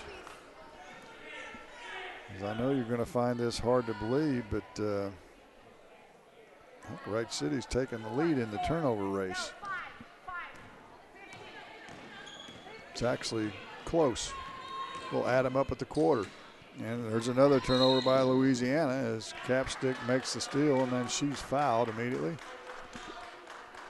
That'll go on Misha Campbell, just her 2nd, so she's got fouls to give. Everybody for Louisiana that's played any minutes at all has got 2 or more. Back come the Wildcats. Capstick will drive baseline, nowhere to go for her. She'll whip it out to Wergerson, who's back in the game. Out of the head of the key, they work it around the horn against this one. Capstick's going to fire 3. It's no good. Glow with the rebound. She'll head the other way with the left hand. She slows down and looks for some help. Gets it to Campbell, down to 26 seconds to play in the quarter. Right wing to Rule, skip pass over to Womack. Womack's going to drive baseline, puts it up. It's partially blocked and goes out of bounds off of Gurley. So the Dogs will have it with 16 seconds on their own baseline. Right side with a chance to cut into this lead a little further. Johnson will come in. I'm guessing Monroe City took out the starters real early because it's a 42-25 game now. Wow. Inbounds pass to Campbell. Her shot's partially blocked. It won't go, but she's going to track down the loose ball and steal it. They'll get another chance. Will the Dogs down to 6. Misha takes a peek at the clock. Now looks for some help. Being pressured, and she's going to be fouled. With 1 second to play in the quarter, that'll be on Chanel, her 3rd. Louisiana not in the bonus yet, so now they're going to have to do some fancy inbounding and get a shot off with 1 second. Campbell's going to fire it at the buzzer, and it's going to be short. That'll do it for the 3rd quarter. The Wright City Wildcats 24, Louisiana 21. The 4th quarter's next on Eagle 102. Clopton tournament action on Eagle 102, brought to you by Frankfort Farm Supply, Northeast Missouri Title Company, and Carol Rose's Bridal. Bowling Green Tractor wants to change the way you think about yard work with their Ego 56-volt ARC lithium battery-powered lawnmowers, weed eaters, blowers, trimmers, and chainsaws. At Bowling Green Tractor, you can walk in and see for yourself just how easy these products are to handle. Bowling Green Tractor, your home for Ego. Power beyond belief. It's good to aim high, and sports can help children reach their goals. Join Pike County Mutual Insurance in Bowling Green and Farm Mutual Insurance in supporting local athletes. Be sure to catch all the action this sports season. Pike County Mutual Insurance salutes young local athletes and wishes them well. And they look forward to protecting these young adults with strong insurance coverage during what is sure to be a bright future. Pike County Mutual Insurance in Bowling Green. Eagle 102 Sports on KJFM is brought to you by Eolia Landscaping Supply, Meyer Implement in Calumet, Missouri. Hear all the action from the Eagle 102 broadcast booth. Sponsored by Family Drug in Louisiana. Louisiana trails by 3, but they have it to start the 4th quarter, and they start it with a turnover. Stolen by Capstick. She'll go the length of the floor. Left-handed layup won't go, however. Rule with the hustle back to pick up the rebound for Louisiana up the right sideline. Now she'll slam on the brakes and gets it to Womack. Womack penetrates the elbow. Her shot's blocked. Goes right in Rule's hand. Now to Misha Campbell. Campbell backs up and is going to be fouled by Capstick. That's her third. And actually, they say it's her fourth. Ooh. That would be interesting. She'll have to leave the game, and Wegerson will return for Wright City. Campbell will throw it in, gets the Rule, and she'll go and get it right back, goes in, pulls up from 10. Oh, short, no good. Rebound on the floor, swatted out of the hands of Raines, and Wright City will maintain possession. Louisiana on the cusp here. They got to find some offense. No, now they let Gurley free inside, but she blows the wide open layup. And Campbell with the rebound for Louisiana. That's Misha. She's playing injured, in case you folks don't know it. She hurt her ACL, and the doctor told her it wouldn't get any worse, so she decided to strap on a brace and continue to play, so kudos to her. As the entry pass to the wing was loose and went out of bounds before Keela Campbell could save it. And so Louisiana turns it over. Once again, 7 minutes exactly to play in the ballgame. 2-3 zone, that's what we've seen by both clubs. Wright City in the second half, Louisiana for the whole game. Wright City works around to get it to Gurley on the block. She'll go up and score. She's got 11, and the lead back to 5 at 26-21. Campbell across the timeline. Right side now to Womack in the corner to Keela Campbell. Keela pulls up and has it partially blocked, and they're going to have a jump ball, and it'll go back to Wright City. Another turnover on the Dogs. Oblinger up off the bench, and Womack will take a seat. She comes off smiling as you talked about it. At least they're trying to have fun. Gurley on the left elbow. Hands it back to Chanel. Now out to Raines between the circles. Left wing is Chanel. Hounded by Rule. She deflects it, makes the steal. Now she'll head the other way. Can she get to the glass? She can. It goes. Count the bucket and the foul.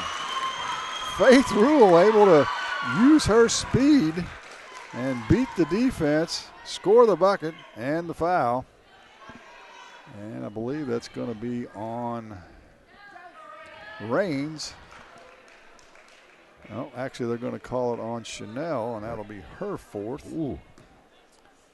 So Rule at the charity stripe with a chance to make this a 2-point game. That free throw's short as well. She's got great arch, but the last two haven't drawn any iron yet for Faith. She turns around with kind of a grimacing smile on her face. She's good at a lot of things. Free throws aren't one of them. But they're in the game, 26-23. Regerson tries to get it inside, deflected, comes right back to her. They work it around the horn range to Johnson. Now over the far sideline to Chanel. And we've got a blocking foul as Chanel goes to the bucket. Third on Misha. Just the third team foul.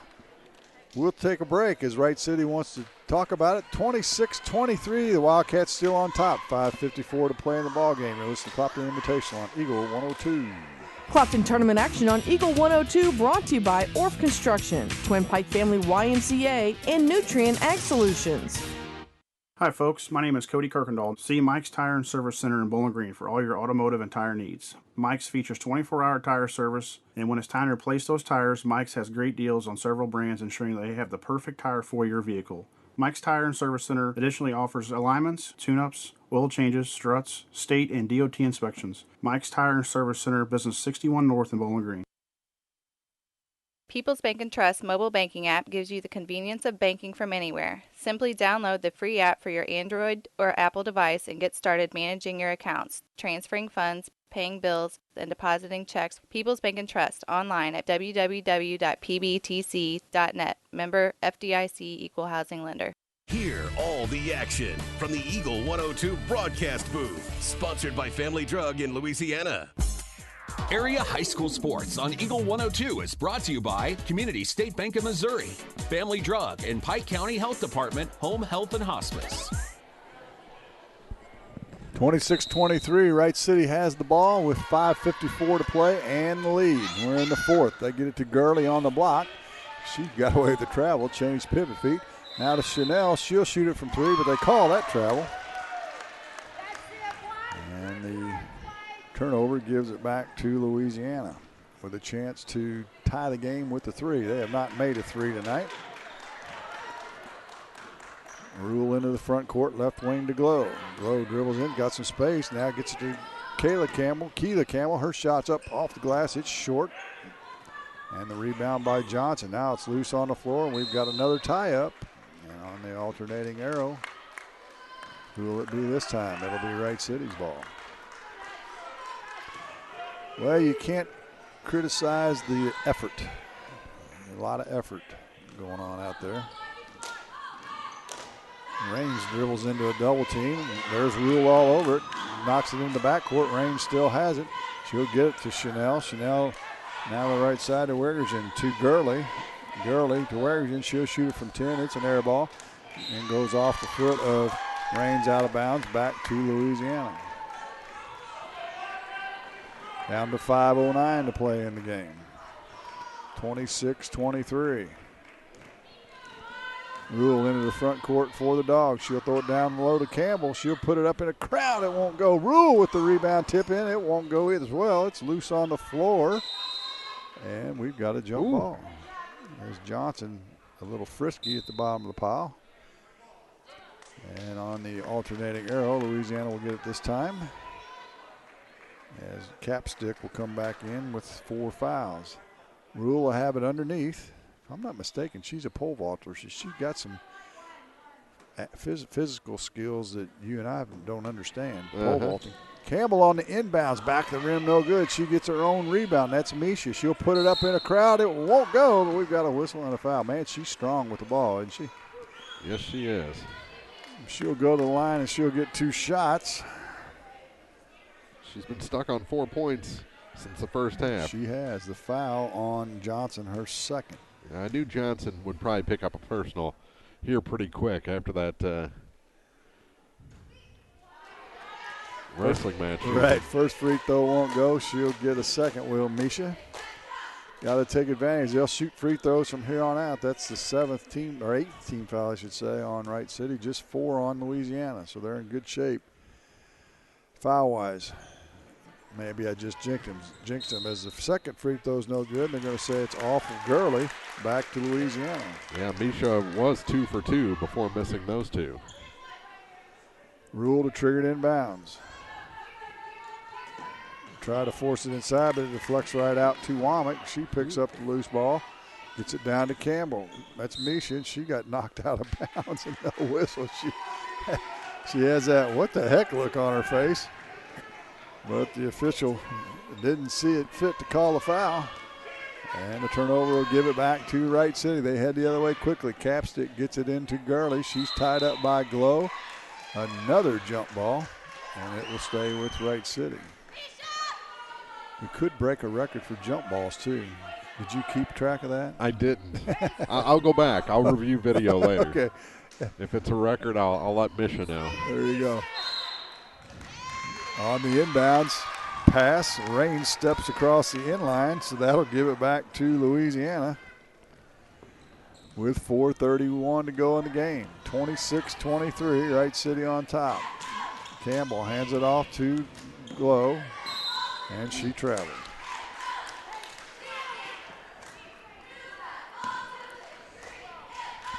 Turnovers are, let's see, 21, 30 for Louisiana and 29 for Wright City. Wright City with it in the front court. Raines right wing to Chanel in the corner now to Capstick. She'll drive baseline, tries to get underneath to Johnson. She does. She goes up, and she'll be fouled by Jaden Womack. That's her third. If it's in the act of shooting, it is.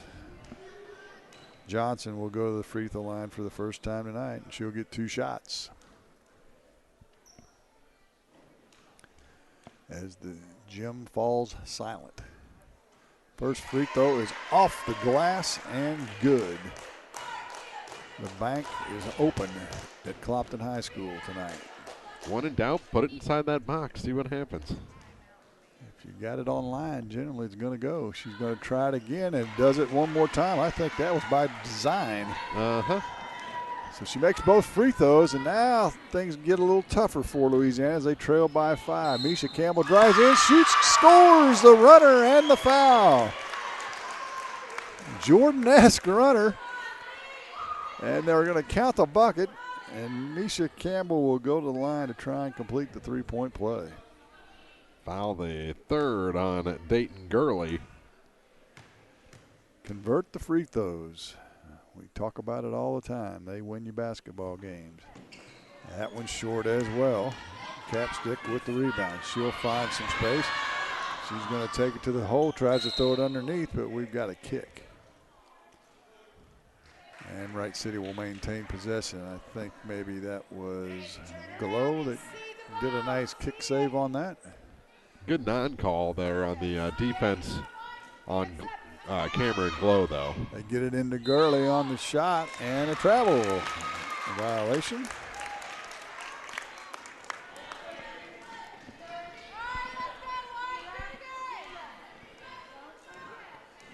And Louisiana gets it back down to 3:45 to play, trailing by 3, and Campbell throws it away.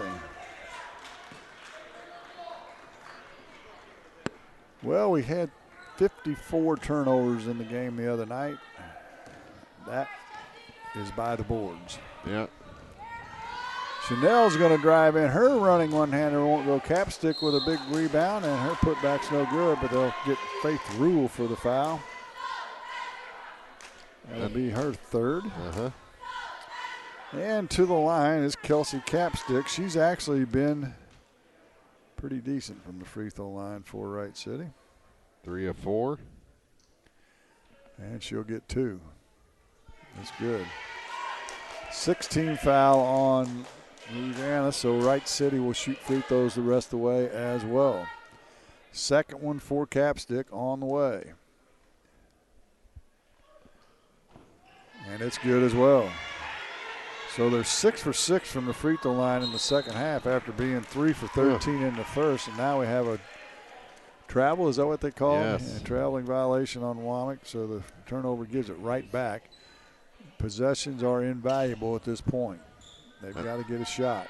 Those are the ones you have to clean up first. Those ones where there's no defender within 30 feet of you. Yeah, and you're 94 feet from the basket. Well, in this gym, you're only about 74 feet, but who's counting, right? Yeah. Gurley drives in the paint. She's in trouble, and she was tied up, pulled the ball away, and fell to the floor and whistled for the travel.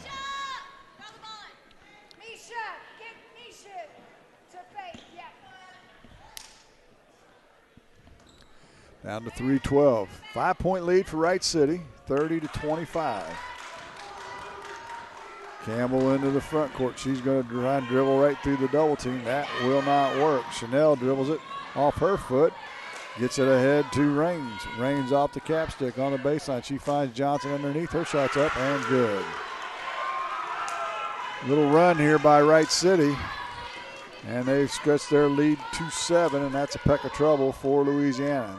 They've got to have baskets in a hurry, and that's not their forte. And another turnover is cross-court pass stolen by Gurley. She'll get it into front court for Wright City to Raines. Raines going to pull up from the free throw line. It's off the mark, no good. Capstick with the offensive rebound. Back out to Raines. She'll reset it with 2:25 to play in the game. Raines left wing to Chanel, now in the corner to Johnson. Johnson underneath the Gurley. She's got some space, but she's going to be fouled on the shot attempt by Campbell. That'll be her 4th if my score sheet is right. That's what mine says. And Gurley will go to the line to shoot 2 shots. 2:19 to go in the 4th. 32-25 is the Wright City lead. There's a timeout on the floor. We'll take one, too, here from the 24th Clopton Invitational on Eagle 102. Coverage of the Clopton Invitational Tournament on Eagle 102 is brought to you by Mick Mailer & Sons Backhoe and Excavating and La Crosse Lumber Companies in Bowling Green, Louisiana and Vandalia. With winter weather upon us, remember one multi-sports complex in Bowling Green is your warm, dry place to get your softball and baseball work in. Call Cellular and Satellite Center in Bowling Green to schedule your appointment and inquire about memberships. One multi-sports complex, just off VFW Road in Bowling Green. Don't let winter stop you from looking ahead to spring. Eolia Landscape Supply knows that fall cleanup is still underway when weather cooperates. Whether it's getting rid of leaves or cutting back shrubs to allow for new growth, Eolia Landscape is also available when you want a new design, fresh mulch, or maybe a new rock bed. They carry several types and sizes of rocks, and they're there to help if you're a do-it-yourselfer or need some assistance. Located at 290 North Old Highway 61 in Eolia. Visit their Facebook page for specials. Let Eolia Landscape Supply and Show Me Landscape Design help meet all your landscaping needs. Eagle 102 Sports on KJFM is brought to you by Hinky Construction, Midwest Pest Professionals, and Perkins Electrical Services. After the timeout, Gurley will go to the line to shoot 2 shots. Wright City stretched their lead back to 7 at 32-25. In the Dale Miller Gymnasium in Rose City, late in the fourth, leads Mark Twain at 53-37. First free throw's in and out, no good. She will get a second. She was 1 of 5 in the first half shooting free throws. And now 0 for 2. She does miss both of them, so a chance for Louisiana, but they've got to score in a hurry. Rule into the front court, gets to Womack. She's open from 17, front of the rim, no good. Gurley with the rebound. You know what? We haven't seen anything of Simpson in the second half. No, we haven't. That's kind of odd. Wright City still has the ball now. Looks like they're going to work a little clock. Louisiana's going to try and play a little matchup if they can. Keela Campbell tries to steal it away, and it goes out of bounds. Who's it off of? I'm going to say it's off of Wright City. So the turnover gives it back to Louisiana. That game is over now. Monroe City holds that number 1 seed, beating Mark Twain 55-37. Louisiana gets it into Womack, back to Misha Campbell. She'll shoot a 3. It's short. Rule tries to save it, but can't quite get it before it hits the wall. And it'll go back to Wright City. Down to 1:35. Here comes some full court pressure by Louisiana. They get it into Capstick. Now to Gurley. Gurley on a 2-on-1. Gets it ahead to Raines. She misses the shot. Now we got another tie-up. And on the alternate arrow, Louisiana will get the ball back with 1:26 to play in the ball game. 32-25, Wright City on top. Rule into the front court. Gets it to Rule, or check that to Misha. Hands it back to Glow. Capstick likes to get her hands in there. She's got her in foul trouble in this game. And it's stolen away by Capstick. Womack's cross-court pass taken away. Now, Raines is going to be fouled. And we'll go to the free throw line and shoot 1-and-1.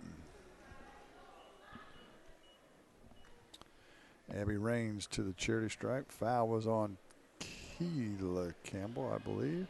That's her third. Her third. And to the charity stripe, the junior Abby Raines. Hits off the back of the rim, no good. Rebound tracked down by Glow. Glow gets it to Rule. Rule into the front court. Now to Womack. Womack to Rule. She's open from 15. Back to the rim, no good. Capstick with the rebound. She'll gather the dribble. Cross-court pass to a cutting Chanel. She can't make the layup. Capstick ties up with Glow, and she goes to the floor. And it's going to be an intentional foul, and Kelsey Capstick, she took a nasty bump on the back of the head. Yeah, you know, I'm not so sure about the intentional foul thing, though. They were wrestling with each other, swinging, and it just so happened that Capstick's hands came off the ball, and she went to the ground and hit her head. So they caught. I don't know how you get an intentional foul out of that, but just because it looked bad doesn't mean it was an intentional foul. So that kind of deadens things in this game here with 37 seconds to play. Wagerson will, I think, come in. I'm not sure who's going to take the shots. Well, let's see.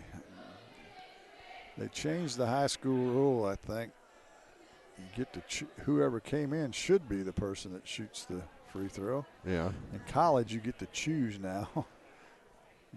All the rules are different these days. First free throw is no good. She'll get a second.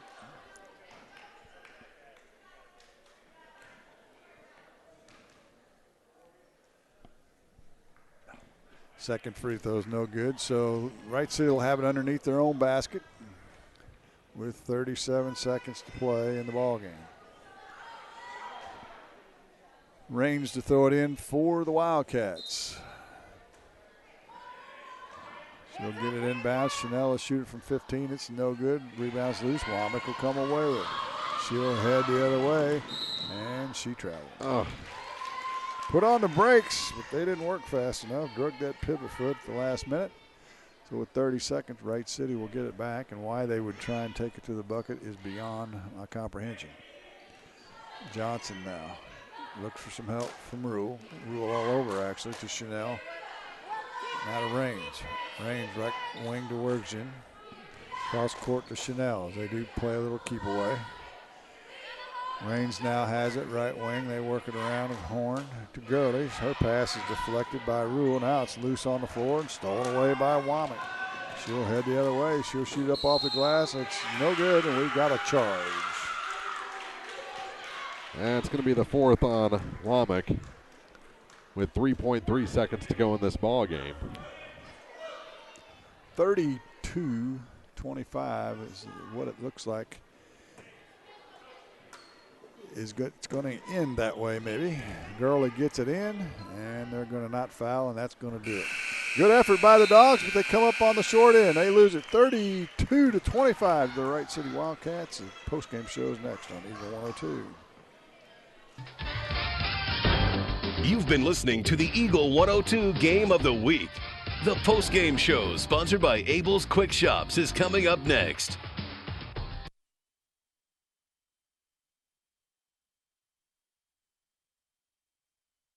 Abel's Quick Shops introduces the new Shell Fuel Rewards credit cards, now with even more ways to save with 2 great reward programs. Choose the Shell Fuel Rewards card or the Shell Fuel Rewards MasterCard and save 10 cents per gallon up to 20 gallons every fill-up, plus rebates on non-fuel purchases. Sign up at shell.us/get rewards from Abel's Quick Shops. We're just down the road. Community State Bank of Missouri in Bowling Green and Troy, where the #1 priority is the customer and adding new services to help simplify your life. Community State Bank is committed to meeting or exceeding customer expectations and building a strong, high-performance financial services organization. Community State Bank in Bowling Green and Troy, your community bank since 1887, member FDIC. Hi, folks. This is Eric Schaefer. With sports season upon us, be treated like the pros. If your athlete has experienced an injury during a game or practice, let our experienced sports medicine team at Pike County Memorial Hospital Physical Therapy Department get them back to play. We have 2 locations to better serve our community: Pike County Memorial Hospital Physical Therapy and Sports Medicine in Louisiana and Bowling Green. Pike County Memorial Hospital. Community owned, nationally known. Hear all the action from the Eagle 102 broadcast booth, sponsored by Family Drug in Louisiana. Time for the Eagle 102 postgame show, sponsored by Abel's Quick Shops. A good effort by the Louisiana Lady Bulldogs tonight. They fall by 7, 32-25, but they had a second half lead, which probably is a first this season. Oh, I think there's no doubt. They led 19-18, and then Wright City went on a little 6-0 run, stretched the lead out to 5, and Louisiana was never able to catch back up. Let's take a look at the scoring for you. For the victorious Wright City Wildcats, they were led by Dayton Gurley with 11, 8 for Abby Raines, 5 for Kelsey Capstick, 4 for Caitlin Johnson, and 2 each for Emily Chanel and Javin Simpson. Interestingly enough, as we mentioned late in the game, we did not see her. She did not play in the second half, so we don't know what happened to her. Yeah, she was all the way at the end of the bench. I didn't see she looked like she was fine down there, so I don't know if something happened in the locker room or what. It's hard to say. Wright City was 10 for 25 from the free throw line and had 33 turnovers in the game. For Louisiana, led by 2 players, Keela Campbell and Faith Rule with 8 each. Misha Campbell was 6, and 3 for Jaden Womack. The Dogs were 5 for 14 from the free throw line, and they turned it over 35 times tonight. So taking care of the basketball and free throws for both clubs are something they can certainly point to work on after tonight's game. But again, a good effort for Louisiana. Progress made. That's what they're looking for. First of all, you have to have enough players, and they've seemed to have got that under control for the moment anyway. And then you start looking for small steps in the positive direction. We saw a little bit of that in the fourth quarter against Monroe City the other night, and I think we saw a lot more of that here tonight. Definitely. So a good showing for the Bulldogs, but they are 2-out here at the 24th Clopton Invitational. We'll take a break and set the rest of the bracket before we get to the late games here on ladies' semifinal night. And this is the Abels Quick Shops KJFM postgame. Clopton tournament action on Eagle 102 brought to you by Center Locker Service, Bouquet Florist, and Pepsi Refreshment Services.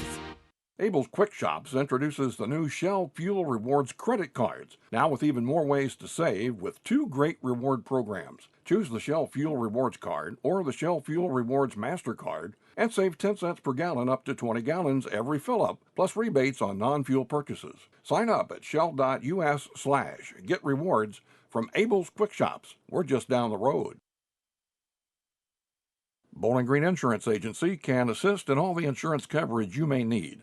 With the proper insurance coverage, you can stop sweating the small stuff and enjoy life. Bowling Green Insurance Agency is one of the leading insurance agencies in the Pike County area. Give them a chance and they'll prove it. Call Fred Carlson and get a quote. Bowling Green Insurance Agency. Your car, your stuff, your savings. Combine your auto and renter's insurance with a call to State Farm Insurance agent Cindy Blaylock in Louisiana, and let Cindy show you how to put life back in your life insurance. Auto, home, and life. Make your wallet happy. Here to help life go right, State Farm Insurance agent Cindy Blaylock in Louisiana. Eagle 102 Sports on KJFM is brought to you by Ingram Plumbing, Bowling Green Pharmacy, and Mid-America Auto and Towing. Time for the Eagle 102 postgame show, sponsored by Abel's Quick Shops. Louisiana falls 32-25 to Wright City. So Wright City in the Consolation Championship on at 4:30 on Friday in the Dale Miller Gymnasium. Monroe City, the early winner over Mark Twain, 55-37. So the number 1 seed will await the winner of that 2-3 matchup between Clopton and Ellsbury. That game just about to start down there in the Dale Miller Gymnasium. And it'll be Mark Twain in the 3rd place game. That's at 5:50 on Friday. Championship game at 7:15 on Friday night here from the Clopton Invitational. Again, the Bulldogs fall to Wright City 32-25 despite a great effort. And when we come back, we'll talk about Silex and Winfield. That's our second consolation semifinal after this on Eagle 102. You've been listening to high school basketball on KJFM Radio. Eagle 102 Sports coverage of high school hoops was brought to you by Abel's Quick Shops, Bank of Louisiana, Calumet of Missouri, Eolia Landscaping Supply, Hankey Construction, Bowling Green Chevrolet, the Bibb Beach Funeral Homes LLC, and Collier Funeral Home, Cellular and Satellite Center, Bowling Green Tractor, Brown's Processing and Smokehouse Meats, Community State Bank of Missouri, Kathy Clean, J&D Tire and Auto, Meyer Implement Company, County Market in Louisiana, Craig's Truck and Tractor Service, Quiver River Electric Cooperative, the Bowling Green Insurance Agency, Family Drug in Louisiana, the Bowling Green Pharmacy and Hearing Aid Center, by Ingram Plumbing, the Airyvac Life Team, Liggins Flooring, Old Tops Pawn Shop, Midwest Pest Professionals, Mid-America Auto and Towing, the Pike County Health Department Home Health and Hospice, by State Farm Insurance agent Cindy Blaylock in Louisiana, Outlaw Lawn and Landscaping, Pam Todd Watts Realty, People's Bank and Trust, Perkins Electrical Service, Young Enterprises Incorporated, All Parts in Louisiana, Pike County Mutual Insurance, B&B Automotive, Spring Hollow Coffee, the Mercantile Bank of Louisiana, Mike's Tire Service, by Pike County Memorial Hospital, and by Vicki Cadwallader Real Estate. Listen all season for high school basketball right here on your area sports leader, Eagle 102. It's time now for the Eagle 102 pregame show, sponsored by Bowling Green Pharmacy.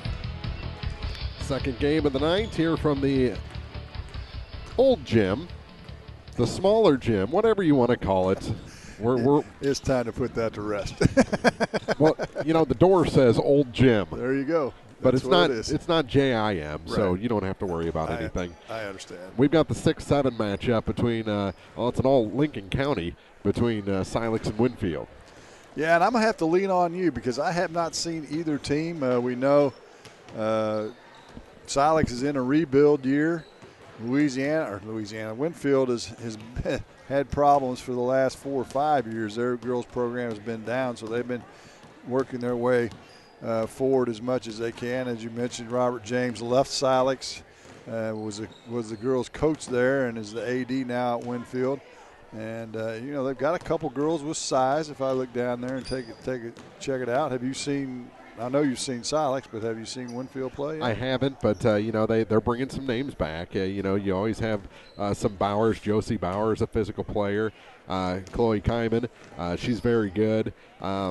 They've got the Burkempers, and they bring back the familiar names every year, and all those kids from all those families usually play about the same way. So from year to year, you can kind of tell what Winfield's going to do. Silex, I've seen growth from them every time I've seen them, and the last time I saw them was at home against Van Far, and they looked very good in winning that ball game. Yeah, and I don't. That was expected to be a pretty close game, or an evenly matched game. One would have thought going in, but as they say, they don't play any of the games on paper, and that turned out to be the case on that particular night. Well, we'll take a break. We'll come back with quick keys to the game and your starting lineup still to come here on the Eagle 102 pregame show.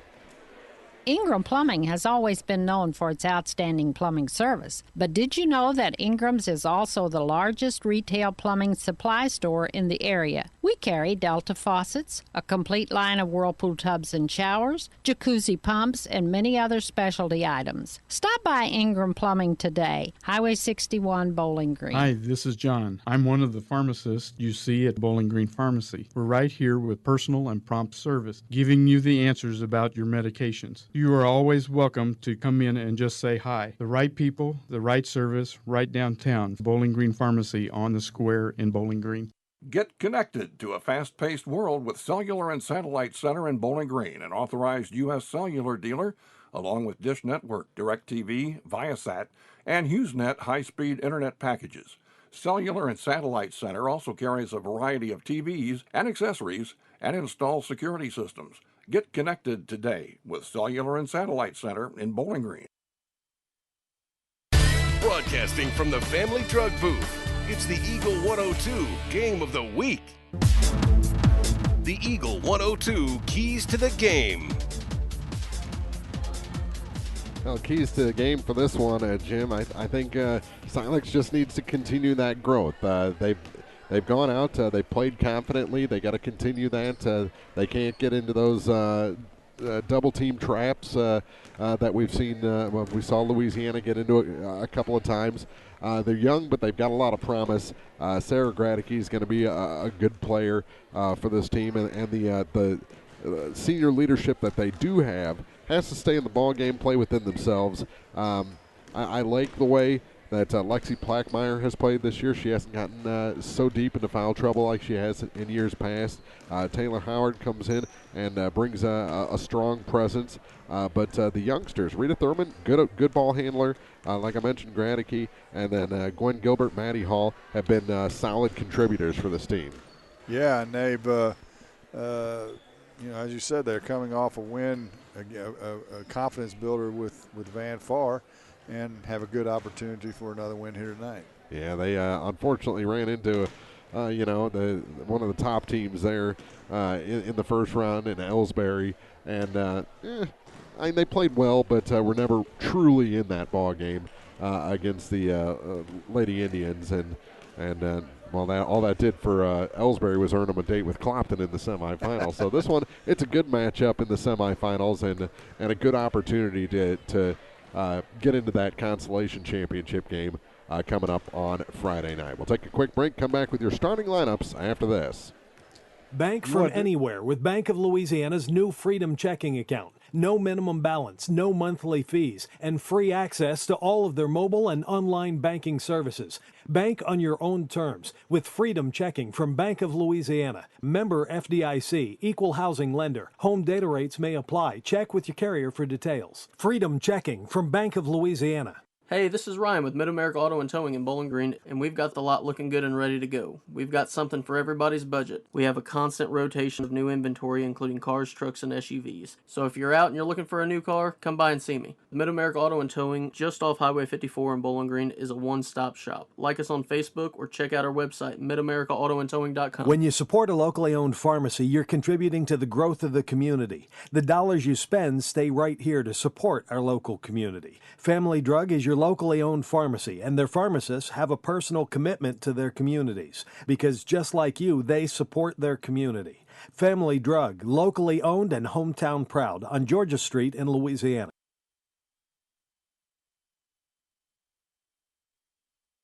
The Eagle 102 starting lineups on KJFM are brought to you by Community State Bank in Bowling Green and Troy. Well, they've got that's a deep subject. Yes, we've got a player in the starting lineup for Winfield that was not in the tournament book and not on any roster that I've seen from them before. So I don't know her first name. Do you know her number? I do. It's going to be number 10, and her last name is Reinbach, but yeah, I have to get that first name for you. All right, the rest of the starting lineup for the Winfield Lady Warriors. They'll start number 3, Cadence Berry. Number 4 gets a start tonight, Emma Burkemper. Number 12, Leanne Ford in the starting 5. Elena Parr, number 23, and then Reinbach, number 10, is the final starter for the Winfield Lady Warriors. For the Silex Lady Owls, they'll start number 1, Rita Thurlman. Rita is a 5'5 freshman in the starting 5. Number 4 gets a start tonight, 5'4 senior Chloe Kenyon. Number 11, 5'9 freshman Maddie Hall. Number 23, a 5'10 junior Lexi Plackmeyer. And number 25, she's a 5'11 freshman Sarah Gradicke. So those are your starting lineups for both squads here in this ladies consolation semifinal game. Sabrina O'Haron's the head coach for Silex. Tim Smith, the head coach for Winfield. And, you know, the one thing that struck me as we were sitting there watching them warm up is, you know, Winfield's got to be a bigger school, and their numbers.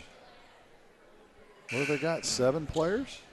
Yeah, they've only dressed 7 for this ball game, yeah. But is it a girls' JV tournament going on in Winfield too? That could be maybe why they don't have. Well, they've got 5 other girls not dressed sitting on their bench. There are a bunch of them. I thought that might be the coaching staff, like in men's college basketball, where you got more coaches than you have players.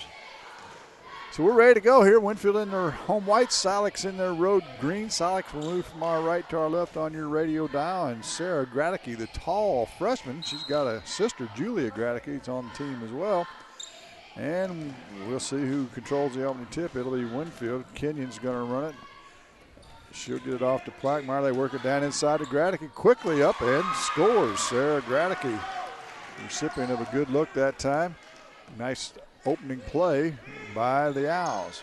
Long pass is stolen away by Winfield, or Silex, I should say. They head into the front court again. Step back jumper from about 10 by Kenyon is good. And just like that, it's 4-0. Silex on top. A little 1-2-1-1 half court trap, it looks like. And Barry gets into the front court and travels. So back-to-back turnovers for the home squad on the scoreboard. The Winfield Lady Warriors to start this game, and Silex is taking advantage. They are, as Plackmeyer drives baseline, but we've got a whistle on a foul. It's going to be on Cadence Berry, her first, and the team's first. Plackmeyer to trigger it in bounds for the Owls as Josie Bauer checks in the game. Ford will take a seat for Winfield. It was surprising that Bauer wasn't in the starting 5. Their tallest players, they get it in bounds to Plaquemore. It's partially blocked, but she'll maintain possession. Gets it down low to Gradke. That was a little too hot to handle, as they say. And the turnover will give it back to Winfield. 1-3-1. Three-quarter court press this time for Silex. You don't see that very often. That's an interesting press look. Parr now gets it into the front court for the Warriors. Bauer drives baseline, not much room for her to Barry. Barry shoots it from about 16. It's off the mark. Rebound put back up. No good. Bauer gets it. Now it kicks out to Bradshaw. Bradshaw off to Parr as they work it quickly. Burkemper will hand it back to Barry, and they'll reset things. Burkemper drives right wing now. We've got an illegal pick. Josie Bauer jumped in there with a hip check.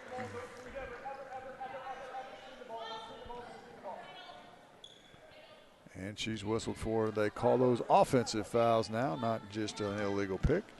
Into the front court is Silex. Kenyon in a peck of trouble, but she's going to be fouled. We're going to call that on Burkemper. Her first, team's third. Silex on top, 4-0 in the early going. Jim Ross, Mark Froelich with you here in the old gym. Marianne's over in the new gym with the Clopton-Ellsbury game as Silex is going to turn it over. Their first, or check that, yeah, first turnover. Then a travel by Barry. And all of a sudden, this game's starting to look like the first game with multiple turnovers. Owls get it in. Plaquemeyer's open for three from the right corner. Up, they're going to say their toe is on the line, but it's good. And we've got a timeout on the floor. 6:18 to play in the first. You're listening to Clopton Invitational on Eagle 102. Coverage of the Clopton Invitational Tournament on Eagle 102 is brought to you by Bowling Green Ready Mix, Eolia Landscape Supply, and Alicia Koenig, RE/MAX Realty Agent. The Mercantile Bank in Louisiana says now's the time to sign up for online banking and bill pay. With online banking, you can bank day or night from your home, office, or anywhere with internet access. Check account balances, view checks, and much more. Stop in today to learn more at the Mercantile Bank, downtown Louisiana. Your hometown bank, member FDIC, and equal housing lender. Eagle 102 Sports on KJFM is brought to you by Outlaw Lawn and Landscaping, Young Enterprises Incorporated, Crossroads General Store, and the Twin Pike Family YMCA. Out of the timeout, Winfield has the ball. They trail by 6. Silex still in that 1-3-1 trap. No problem for the Warriors this time as Parr gets it into the front court. Crossover dribble to the baseline, shot up, no good, but we got a whistle on the foul. It's going to be offensive again. No, it's not offensive. We're the only ones that know what's going on here. Well, yeah, it is a two-shot foul, but Winfield's not putting anybody on the line, and that psyched Silex into coming back too, thinking it was going the other way. That's I guess confusion of a 23-on-23 foul. I don't know. There you go. First one's no good by Parr. She'll get a second. She's just a freshman. Second one's on the way from the rim, no good. Rebound to Maddie Hall. Baseball pass ahead to Thurlman. That baby had some heat on it. And it goes through her hands, out of bounds, back to Winfield. Silex just needs to take care of the basketball and show some patience. And now we've got a whistle and a foul as Katie Berry splits the defenders. Chloe Kenyon picks it up. Second team foul, her first. And Winfield will have it to the right of the center court stripe. Parr now at the head of key. She's going to pull up and shoot. Back the rim, rattles off the backboard, and good. She had a good-looking shot that time. She may have some skills at Elena Parr. In the front court now to Gradke. She'll drive baseline. Nice move by her. She's just a freshman as well. And she's got 4, and the lead is back to 6 at 8-2. Coach Sabrina O'Haron always mentions Gradke. She's going to be leaning on her for the next 3.5 years. So you're exactly right. And they've got a lot of other young players to join her. That long three-pointer's an air ball, but it's caught on the other side of the bucket by Reinbach. They'll work it around to Parr. She'll shoot it from the left elbow off the rim, no good. Rebound to Burkemper. She kicks it outside to Bauer. Bauer now to Parr. Parr inside the arc, right wing. Spins, looks for some help. Skip pass over to the left wing to Barry. Barry drives in the paint, gets it back to Parr. She'll fire from 16, no good. Nice offensive rebound by Reinbach, and her putback's up and good. That's an athletic play by Reinbach, and it's 8-4 Silex. They throw it over the top of the little three-quarter court trap, do the Owls. Now they get it down low to Gradicke once again. Her shot's blocked by Brower, but it's picked up by Hall, I should say. It won't go. Now we've got a whistle and a foul on the loose ball. Are they going to call a foul? Nope, they're just going to say it's out of bounds. And it's Green's ball. It's Coach Tim Smith. I'm sure you could hear him in the background. Gwen Gilbert into the game for the Owls.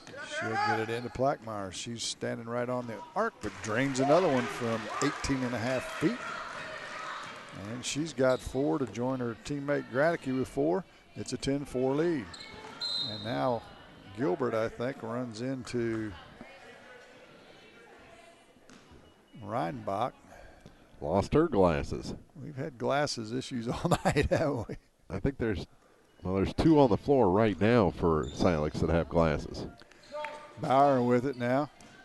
Gets it to Reinbach. She'll dribble to the right corner. Nothing doing there. She threw the Ellsbury bounce pass to Parr and hits her in the feet and goes out of bounds. That's what we used to call the bounce pass at your feet, the Ellsbury bounce pass, because nobody could throw a bounce pass. You always threw it right at their feet.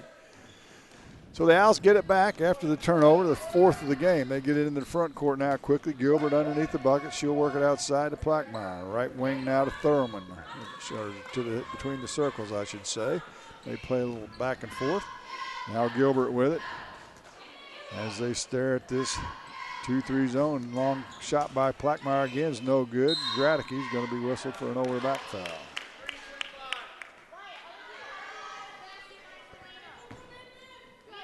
I think if the Winfield player is able to hold her tiptoes and not fall into the wall, that probably doesn't get called. So you're 100% right. Call those getaway fouls. Pass on them if you can. They get it inbound. Burkemper on the run, but she's going to be tracked down from behind by Plackmeyer, and she grabs a hold of Gradicke before she plowed her into the boards. But the ball goes back to Winfield. Tori Mudd into the game for the Owls. Barry looks, gets it to Burkemper. It's loose on the floor, and we're going to have a tie.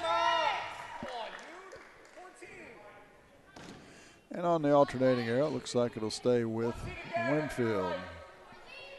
3:32 to play in the first. 10-4 our score. Silex on top. Bradshaw looks, and throws it away. Stolen by Hall. 5th turnover of the game. Plackmeyer now walks it across the timeline as Winfield waits to try and trap in the front court.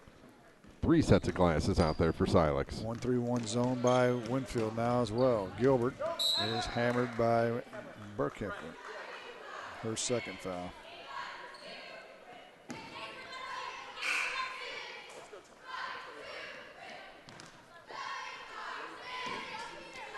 Gilbert's triggered in right below Mark here to my right.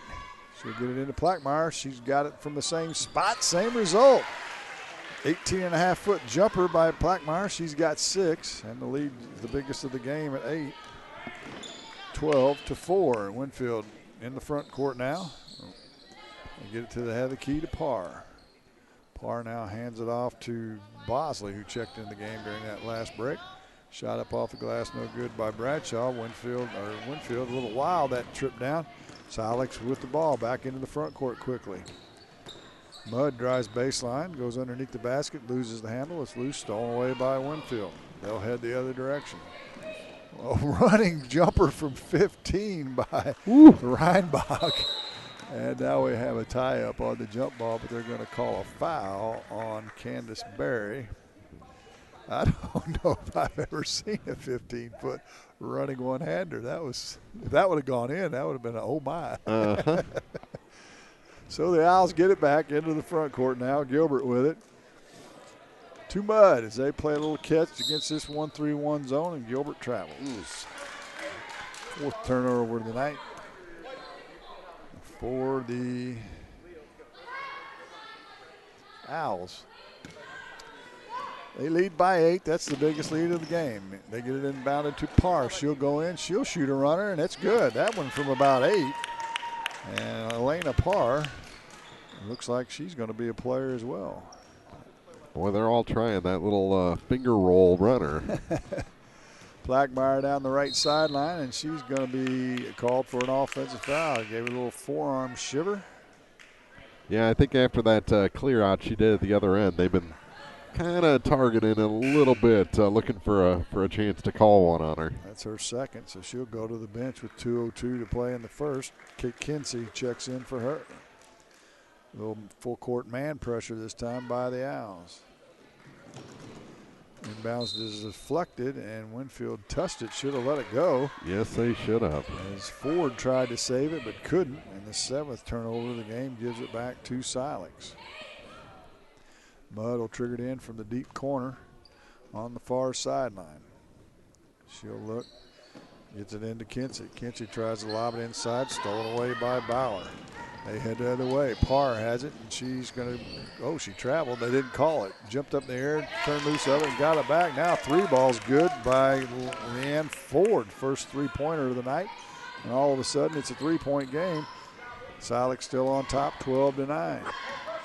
They hand it off now into the corner to Kinsey, and she's going to be, I'm going to say it was just swatted out of bounds. Thought we might have a foul there. But Silex will have it underneath their own basket. They line up 4 across outside the key area.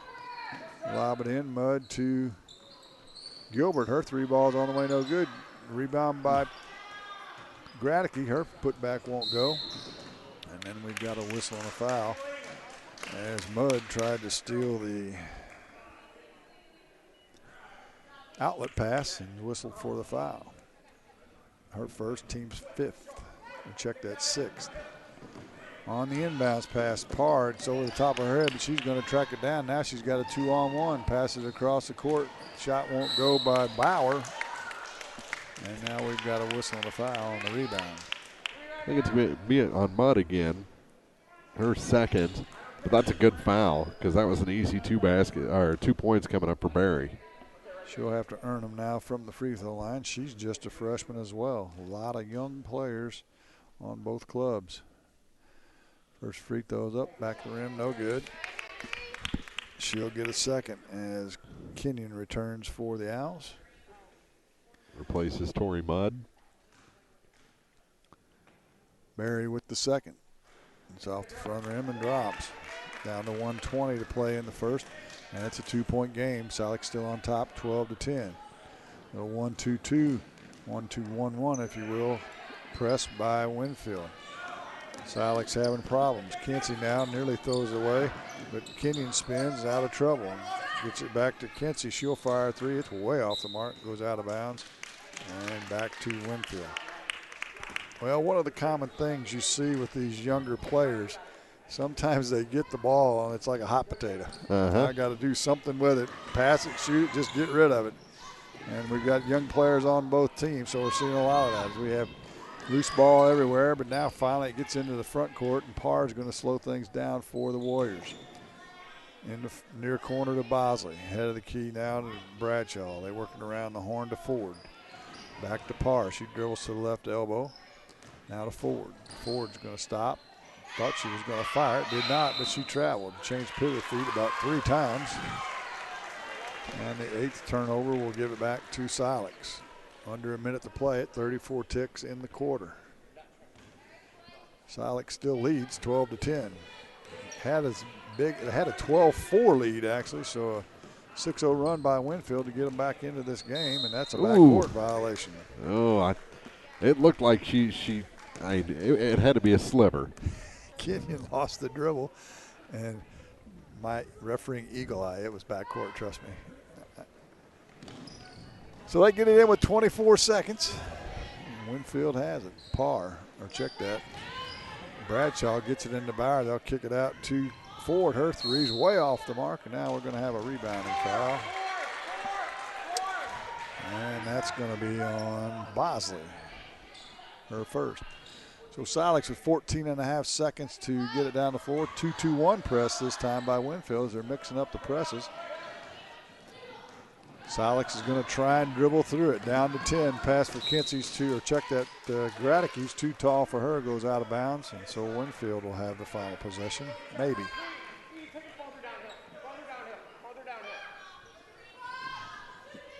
Bradshaw to trigger inbounds. She throws it. Parr's going to make the catch, and she's going to be tied up by Graticke and Kinsey were both in there that time. And on the alternating arrow, Silex will get the ball. 5.4 seconds to play. And get it into the corner. Shot from about 17 by Kenyon's no good. Winfield with the rebound. They're just going to dribble it out, and that'll do it for the first quarter. Silex Owls 12, Winfield Warriors 10. You're listening to the 24th Annual Clopton Invitational on Eagle 102. Coverage of the Clopton Invitational Tournament on Eagle 102 is brought to you by Hayden's Motorsports, Craig Bowen CPA, and Ross County Insurance.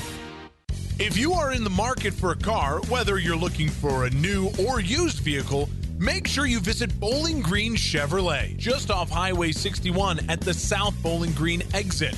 Once you get there, you'll see why Bowling Green Chevrolet is the #1 dealership in the area. Check it out for yourself. Bowling Green Chevrolet, where you'll always feel at home. Abel's Quick Shops introduces the new Shell Fuel Rewards credit cards, now with even more ways to save with 2 great reward programs. Choose the Shell Fuel Rewards card or the Shell Fuel Rewards MasterCard and save 10 cents per gallon up to 20 gallons every fill-up, plus rebates on non-fuel purchases. Sign up at shell.us/get rewards from Abel's Quick Shops. We're just down the road. Hear all the action from the Eagle 102 broadcast booth, sponsored by Family Drug in Louisiana. High school sports on KJFM is brought to you by Pike County Mutual Insurance and Bank of Louisiana. Winfield trails by 2. They have it to start the second quarter. Silex in a man-to-man defense. Parr tied up after she picks up her dribble. Now she'll get it to Barry, who dribbles in the corner, tries to throw it into Bauer, but it's deflected out of bounds nicely by Taya Williams, her first minutes, another freshman for Silex. So Silex wants an 8-point lead, now down to 2 with 7:48 to go in the half. On the inbounds, they find Bauer all alone underneath the basket, and Josie Bauer scores her first bucket of the night, and we're tied at 12. Silex hasn't scored for a long time. That is an 8-0 run by Winfield, coming from 12 to 4 behind. Plackmeyer back in the game with 2 fouls, but she's going to be fouled on the dribble, and that's going to be on Barry, I believe. If that's the case, that's her third. And she'll have to take a seat. Reinbach will come back into the game, and Plackmeyer will go to the free throw line as both teams in the bonus. First one's up and good. She'll get a second. And again, maybe a free throw can trigger the offense. Those are money, both of them. She's got 8 of the 14 for the Owls. She cannot pick up a third foul. Into the front court now, the Warriors. Parr in the corner to Reinbach, and we've got a whistle and a foul. Chloe Kenyon going to pick up the personal, her second, with 7:22 to go here in the second quarter in a 14-12 ball game. Reinbach will go to the line to shoot a 1-on-1. Bradshaw and Burkemper back in for Winfield. We can't seem to go up and down the court one time without a whistle. So not a whole lot of flow to this game. First free throw is good by Reinbach. Williams with a frisky block out of the shooter. The official had to come in and say, oh, hold on, slow down there just a second. Second one's up, and it's good as well. Good free throw shooting by Reinbach. She's got 4, and we're tied at 14. Winfield has not led in this game so far. Plackmeyer on the dribble to the left elbow. Goes up in a crowd. It won't go. Bauer with the rebound. She'll outlet to Parr, is that Parr? No, that's number 10, Reinbach, down the left sideline. Her pass is deflected in the backcourt, but tracked down by Parr. Now they work it into the corner, quickly into the post area, but it's popped out loose on the floor. Winfield will gain possession. Bradshaw now on the dribble, back between the circles. She'll reset it. Left corner to Burkhammer. She'll fire it from three ball land, no good. And a tie-up on the rebound. Yeah, good job coming back by Reinbach. Alternating arrow, give it back to Silex. Timeout on the floor. 6:44 to play in the half. We're tied at 14 in the Clopton Invitational on Eagle 102. High school sports on KJFM is brought to you by Pam Todd Watts Realty, Quiver River Electric Cooperative, and All Parts. Bowling Green Tractor wants to change the way you think about yard work with their Ego 56-volt ARC lithium battery-powered lawnmowers, weed eaters, blowers, trimmers, and chainsaws.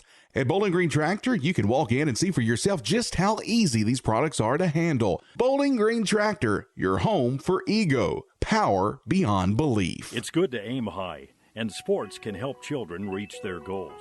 Join Pike County Mutual Insurance in Bowling Green and Farm Mutual Insurance in supporting local athletes. Be sure to catch all the action this sports season. Pike County Mutual Insurance salutes young local athletes and wishes them well. And they look forward to protecting these young adults with strong insurance coverage during what is sure to be a bright future. Pike County Mutual Insurance in Bowling Green. Clopton tournament action on Eagle 102 brought to you by Clopton Athletic Boosters, Crossroads General Store, and Lynn's Heritage House. Well, over in the other gym, Ellsbury leading Clopton 11-9 in the second quarter. Who'd have thunk it? Yeah. Here we're tied at 14, so two good games in the nightcaps here at Clopton High School. Silex has it, 6:35 to play in the half. Plackmeyer now in the left wing, ahead of the key to Kinsey. She'll dribble to the right elbow. Her shot's off the glass, no good. Plackmeyer with the rebound. It won't go. Put back rebound up and good that time by Maddie Hall. And that's 16-14. Into the front court now. Bradshaw for Winfield. Quickly in the corner. Reinbach shot off the mark, no good. Rebound to Mudd. Or check that Hall. I like the way Maddie plays the ball game there. Very tough. Always seems to be in the right place. Silex has got some players with some skills. They're just going to have to grow into them a little bit. Kinsey misses the shot, but they come up with a loose ball offensive rebound. They work it back, and now the pass is errant into the backcourt, and Reinbach's going to get it. And are they going to call a foul? I think they are. And that's going to be on Plackmeyer. She's got to be smarter than that. She's a junior. She has got to know she's already got 2 fouls. Now she has 3. Now she'll get to spend some time on the bench probably for the rest of the half, I'm guessing. To the line, though, after the foul, a one-on-one opportunity for Reinbach. Coach O'Haron wants a full explanation, but that was just an open field tackle. Yeah, wasn't much to explain there. And now while she's talking, she didn't get Plackmeyer out of the game.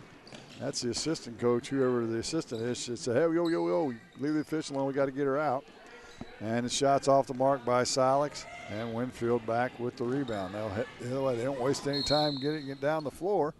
And now we have a whistle on another foul. That time on Thurman. Back to the free throw line we go. Tatum Bradshaw with 2 shots this time, as that's the 10th team foul on the Owls. That's a bunch. It is. First one's good. You got to back off the fouling. I tell you who's really good at that, and it has been for the last 4 or 5 years, the Van Far boys. They understand. Don't put the other team on the line, give them free points, and get to the line as much as you can. Uh-huh. And Coach Conaway's done a good job teaching that to his players. And they're off to another great start as they're 10-1 right now as well this season. Silex back, leading by 1, 16-15. Kinsey now to the head of the key. Hands it off to Gradicky. She loses the handle, stolen away again. Back comes Reinbach. She's been a thorn in Silex's side. Parr's open for 3. It's off the mark, too good. Loose ball rebound picked up by Hall, and she didn't know what to do with it after she caught it and throws it away. Winfield back the other way, and they stole it away. So Hall turned it over and then stole it right back. 9 turnovers apiece in this ball game for each club. Padding her stats, got 2 steals. And 1 Just turnover. 1 turnover. Kind of a good trade on the plus-minus charts, I guess. Backdoor cut by Williams, but the pass is too tall. And it'll go out of bounds back to Winfield as Chloe Kenyon returns, and Bauer will join the fun with Ford for Winfield.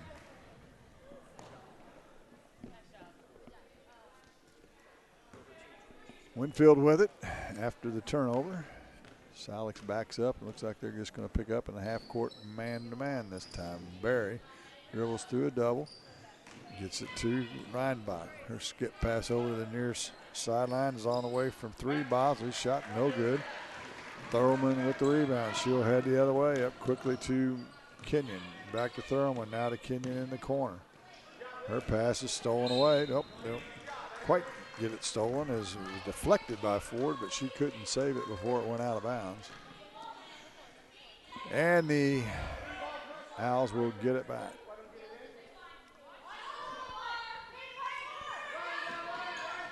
On the inbounds, open for deep threes, no good for Kenyon. It's an air ball. Winfield comes up with the loose ball. Into the front court now. Bradshaw throws it to nobody. Bosley said, no, I don't want that. Going the other way. And with the turnover, the 10th, matching turnovers for both clubs. Score 16-15, so everything's about even. Silex hadn't had much offense as of late. Now they get it into Gradick on a block. It won't go. It was partially blocked, I believe. And Barry comes out of the pack. She heads the other way, full steam ahead, up off the glass. It won't go. The loose ball rebound's going to go off of Silex back to the Warriors. Clopton had a chance to tie and take the lead from the line and came up empty over in the Dale Miller Gymnasium. In the second, they trail 12-11. Low scoring affair there, just like we've got here. On the inbounds, Winfield has it. The entry pass is too tall for Parr. Goes out of bounds, back to Silex.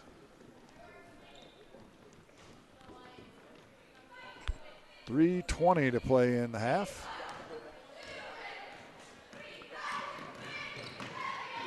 And the ball's on the floor. I was about to say, we got a jump ball. I was about to say we made it 2 trips up and down without a whistle, but nope, denied. Denied. 11th turnover for Silex.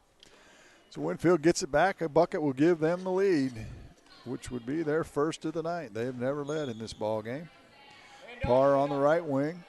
Holds it above her head. Now she's in trouble. Gets it to Reinbach. Reinbach. Crossover dribble. Little drilling exhibition. She'll pull it from 15. It's short, no good. Bauer taps the rebound out to Parr. She's got it in the corner. The near corner right on our side. To Reinbach, her shot from 15 is good. And we didn't even have her in the program. Yep. And she's got 6. And they have their first lead, do the Warriors, at 17-16.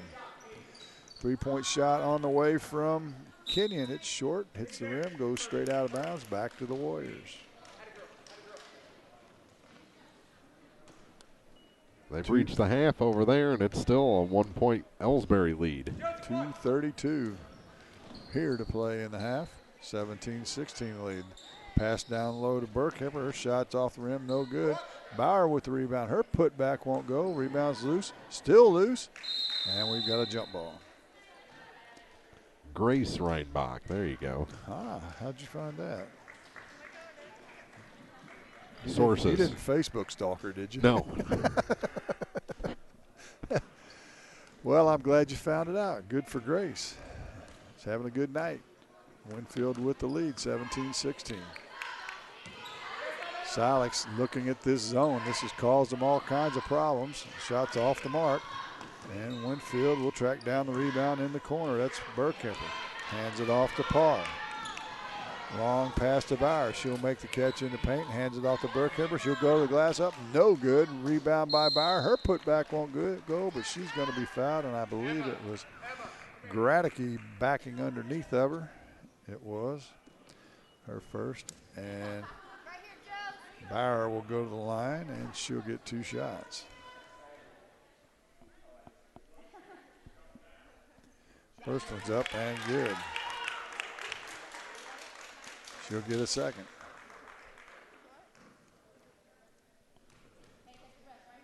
Two points, the biggest lead of the game for Winfield, and that's where it'll stay at 18-16 as Bauer's second free throws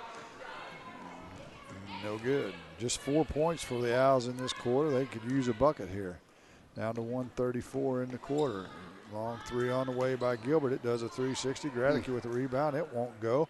And Parr will come away off the defensive glass for Winfield. They need to slow it down just a hair. Bradshaw will do just that. Gets it to the front court now. Dribbles to the right elbow. Turns and shoots. No good. Rebound to Kenyon. Kenyon into the front court now to Thurman. She'll penetrate. That runner with one hand from 15 is no good. Oh. Now Barry is held by Hall, her first, and will walk to the other end and shoot 2 free throws. You know, the middle school girls that Bobby was running through the paces, Bobby Spoonster, here for what, an hour before the first game? Yeah, quite a while. Now they're playing at halftime in the other gym. Is that right? Yeah. Well, that's called youthful exuberance is what that is. Is that what it is? Yeah. Taylor Howard, that means they're younger, a whole lot younger. Have endless, boundless energy. Mm-hmm. Second free throw by Barry is good, and the lead for Winfield grows to 4, the biggest of the game at 20-16. We're down to a minute to play.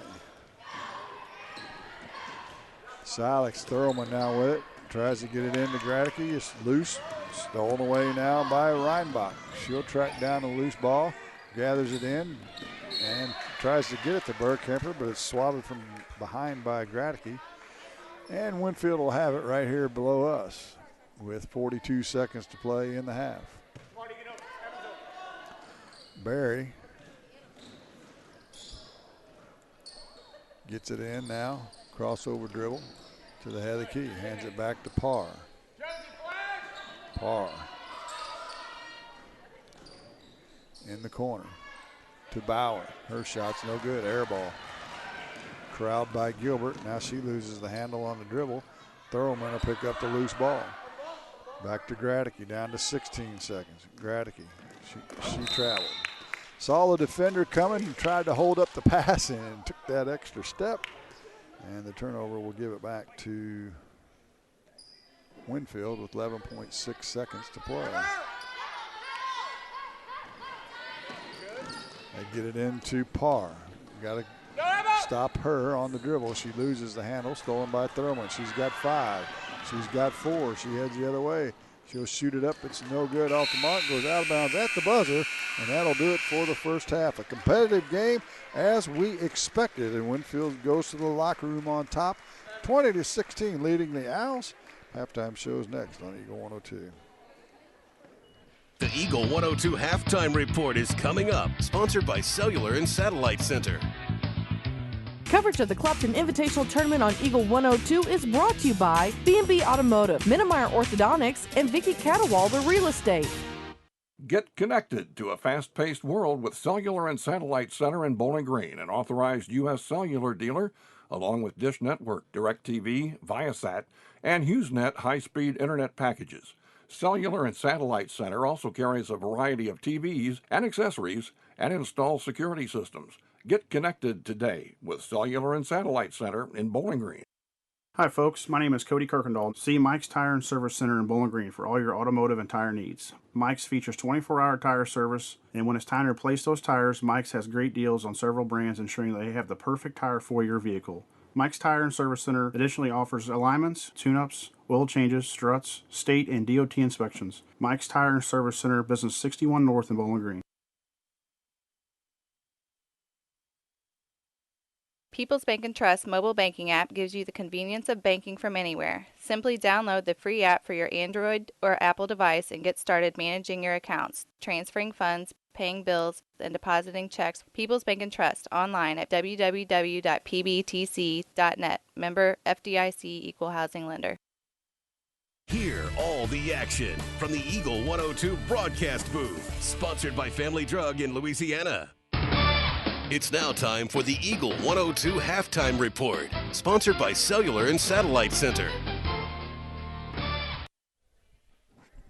Welcome back. 20-16 our score at half. Winfield on top. Silex led 12-10 in the first quarter. At the end of the first quarter, actually got out to an 8-point lead. Then Winfield rallied back, outscoring Silex 10-4 in that second quarter, and they lead at 20-16 at half. Let's take a look at the scoring for you. First, for the Winfield Warriors, they've got looks like 6 players in the scoring column. Grace Reinbach leads them with 6. 4 for Elena Parr, 3 each for Leanne Ford, Candace Berry, and check that Candace Berry's got 4. And Josie Bowers got 3. I've got a score sheet I need to ask you about. I've got 2 3s on mine. Yeah, it's cross off the second one. Okay, good.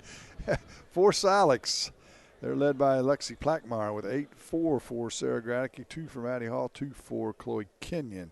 Winfield was 7 for 13 from the line.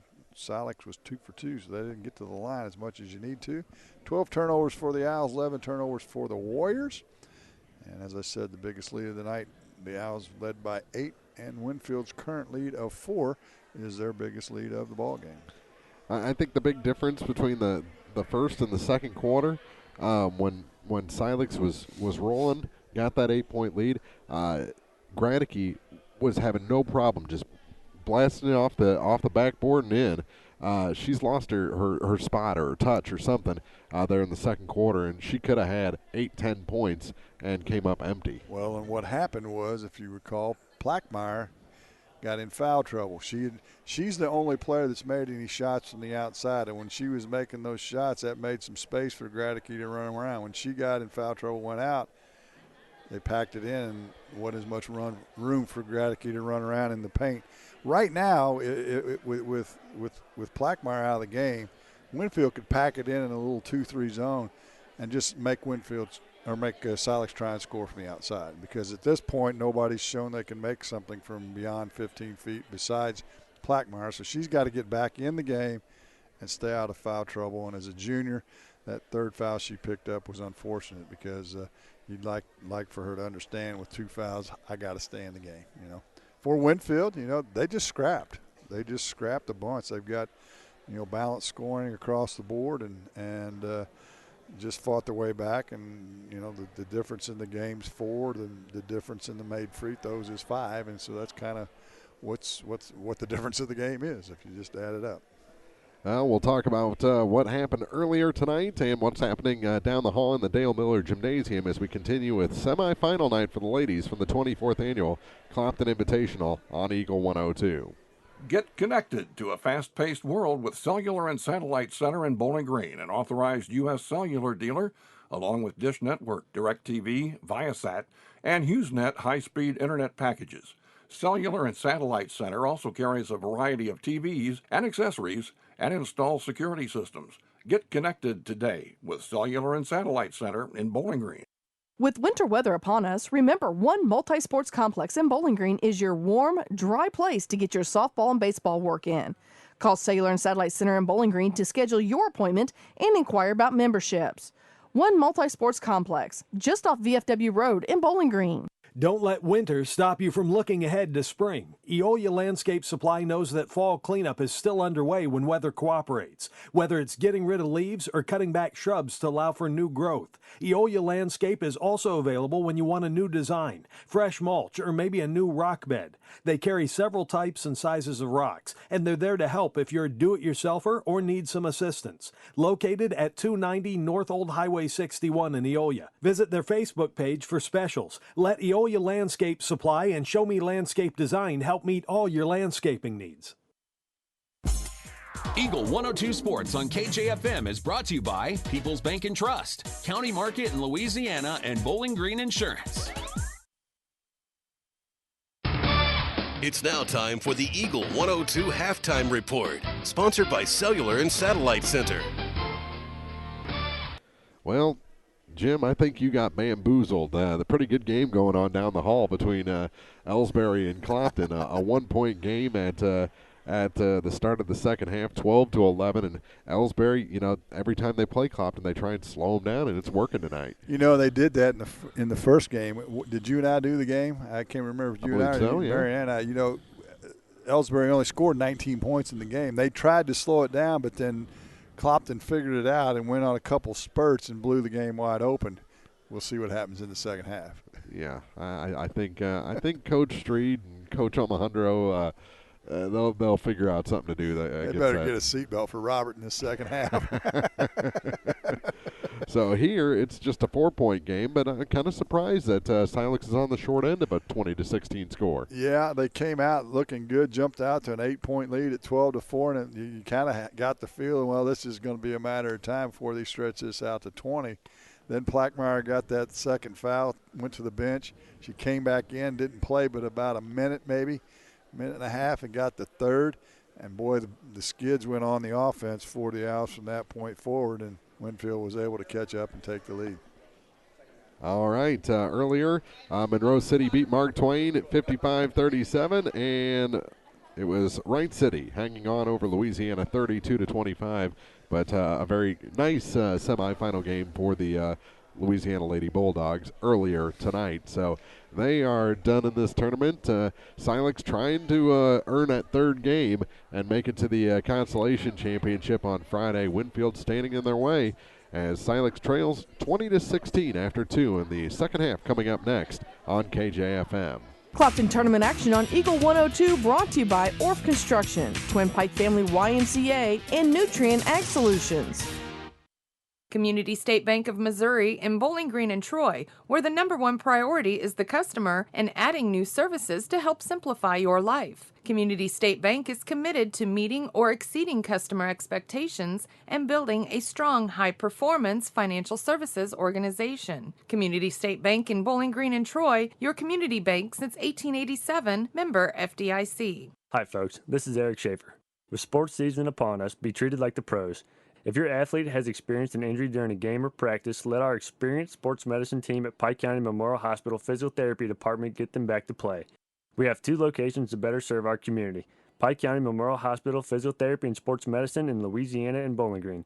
Pike County Memorial Hospital. Community owned, nationally known. High school sports on KJFM is brought to you by Bibb Beach and Collier Funeral Homes, Ligon Flooring, and B&B Automotive. Broadcasting from the Family Drug Booth, it's the Eagle 102 Game of the Week. Second half set to begin, 20-16. Winfield leads Silex after 2. Looks like the original starting lineup's back into the game for Winfield. And that is actually the case for Silex as well, and Winfield will have it. Moving from our right to our left on your radio dial as we start the second half. Jim Ross, Mark Froelich with you here. Marianne Everhart over in the gym. We got 2 good games, so tune in however you see fit. Parr dribbles into the right elbow. Now she's in a peck of trouble. Looking for some help, so she'll just shoot it. It's off the front of the rim, no good. The rebound's loose on the ground. Bauer comes away with it. They'll kick it out and reset things. Bauer in the corner now, drives right baseline, nothing doing there, and out of Parr. Whips it to the head of the key to Berry. Berry drives in the paint. Her runner's up and good. Candace Berry stretches the lead to 6 for the Warriors. Now open from 3 right wing is Kenyon. It's short, and a tie up on the rebound, and Silex will keep it on the arrow. Well, Plackmeyer getting right back into it, isn't she? Yep. They got to have something from her to loosen it up inside. Gradicky will trigger it inbounds, left side of the paint. She'll lob it inside to Mudd. Her shot's up off the rim. Check that Hall. Why I want to keep calling her Mudd. There are so many Mudds in Silex, you got about a 30% chance of being right. Yeah, if you throw a stone, you're going to hit a mud, you know. Foul was on Reinbach. They get it into Plackmeyer. Her shot's blocked nicely. And Reinbach heads the other way. She's going to beat everybody down the floor, but can't make the layup. And Plackmeyer comes flying in. Her baseball pass is a bullet for Gradicke, and that's too hot to handle again. And the turnover gives it back to Winfield. Was Plackmeyer a softball player? She seems to have a nice arm on her when she wings that basketball. That's a couple she's put some heat on. Well, if Gradicke put up the other arm, I think she pulls that pass in, but she put up the back arm and tried to reach behind herself. That's why it went wild. Winfield into the front court with it. Parr's going to pull up from three. Front of the rim, no good. And Gradicke is going to be fouled from behind by Bauer. Second foul on Josie. Kind of matching Bauer and Gradicke look a lot alike. Yes, they do. Bauer a junior. Bauer's probably the junior version of Gradicke, actually. Kenyon at the head of the key now works it to the right wing, driving baseline. His Plackmeyer shot's no good. Gradicke with the rebound. Her putback won't go, but she'll get Bauer for the third foul. And Gradicke will go to the line this time and shoot 2 shots. Clopton finally tied that game and has a steal and the ball back again. 6:30 to play here in the third. Off the glass and good. Silex Bank is open. Mike Mudd, open the doors, my friend. As Gradicke's freaked those good off the glass. She will get a second. And it's good as well. Give her 6 for the game. And it's down to a 4-point lead for the Warriors, 22-18. Berry into the front court for the Warriors. Silex in a man-to-man, and Thurlman will pick up the foul. Second foul on Rita. She's just a freshman as well. If you're just joining this, many underclassmen on both teams in this ballgame. Parr one of them for Winfield. She's now in the corner in trouble. She picked up her dribble, tries to get it inside, but it's going to go off the foot of Hall. Out of bounds back to Winfield. Berry to trigger it in to Parr. She'll fire the 3. It's short. Gradicke with a rebound. Baseball pass ahead to Thurlman, but Winfield gets back nicely on defense. Gives it off to Hall. Her shot's partially blocked, but Gradicke with the rebound on a loose ball, up off the glass and good. So Sarah Gradicke starts the second half like she started the first with 4 points. She's got 8 now, and the lead down to 2, and that's a travel. Reinbach went the pass. The recipient of the pass went the other way, and she couldn't stop on her pivot foot and turns it right back over. Silex can tie or take the lead here. And Thurman throws away. She backed off of the tie-up, so maybe Coach O'Hearn discussed fouls during the halftime conversation. Back to Parr. She'll dribble to the right elbow. Nothing doing there to Berry. Head of the key. She penetrates in, stops, and pops from 15. It's good. Timeout on the floor. 5:20 to play in third. 24-20. Winfield on top. You listen to Clopton Invitational on Eagle 102. High school sports on KJFM is brought to you by Abel's Quick Shops, Mike's Tire and Service Center, and Kathy Clean. Bowling Green Insurance Agency can assist in all the insurance coverage you may need. With the proper insurance coverage, you can stop sweating the small stuff and enjoy life. Bowling Green Insurance Agency is one of the leading insurance agencies in the Pike County area. Give them a chance and they'll prove it. Call Fred Carlson and get a quote. Bowling Green Insurance Agency. Your car, your stuff, your savings. Combine your auto and renter's insurance with a call to State Farm Insurance agent Cindy Blaylock in Louisiana, and let Cindy show you how to put life back in your life insurance. Auto, home, and life. Make your wallet happy. Here to help life go right, State Farm Insurance agent Cindy Blaylock in Louisiana.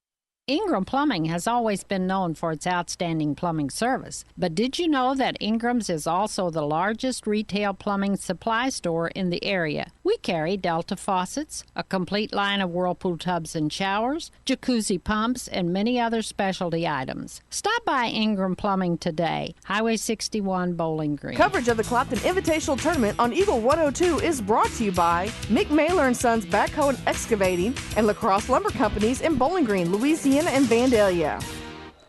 Out of the timeout, Silex gets it inside to Hall. Her shot won't go. Winfield with the rebound. They'll head the other way with a 4-point lead at 24-20. 5 minutes to play in the third. Parr now as they run the weave. And going to the hole is Reinbach, but she dribbles it off her foot. It'll go out of bounds back to the Owls.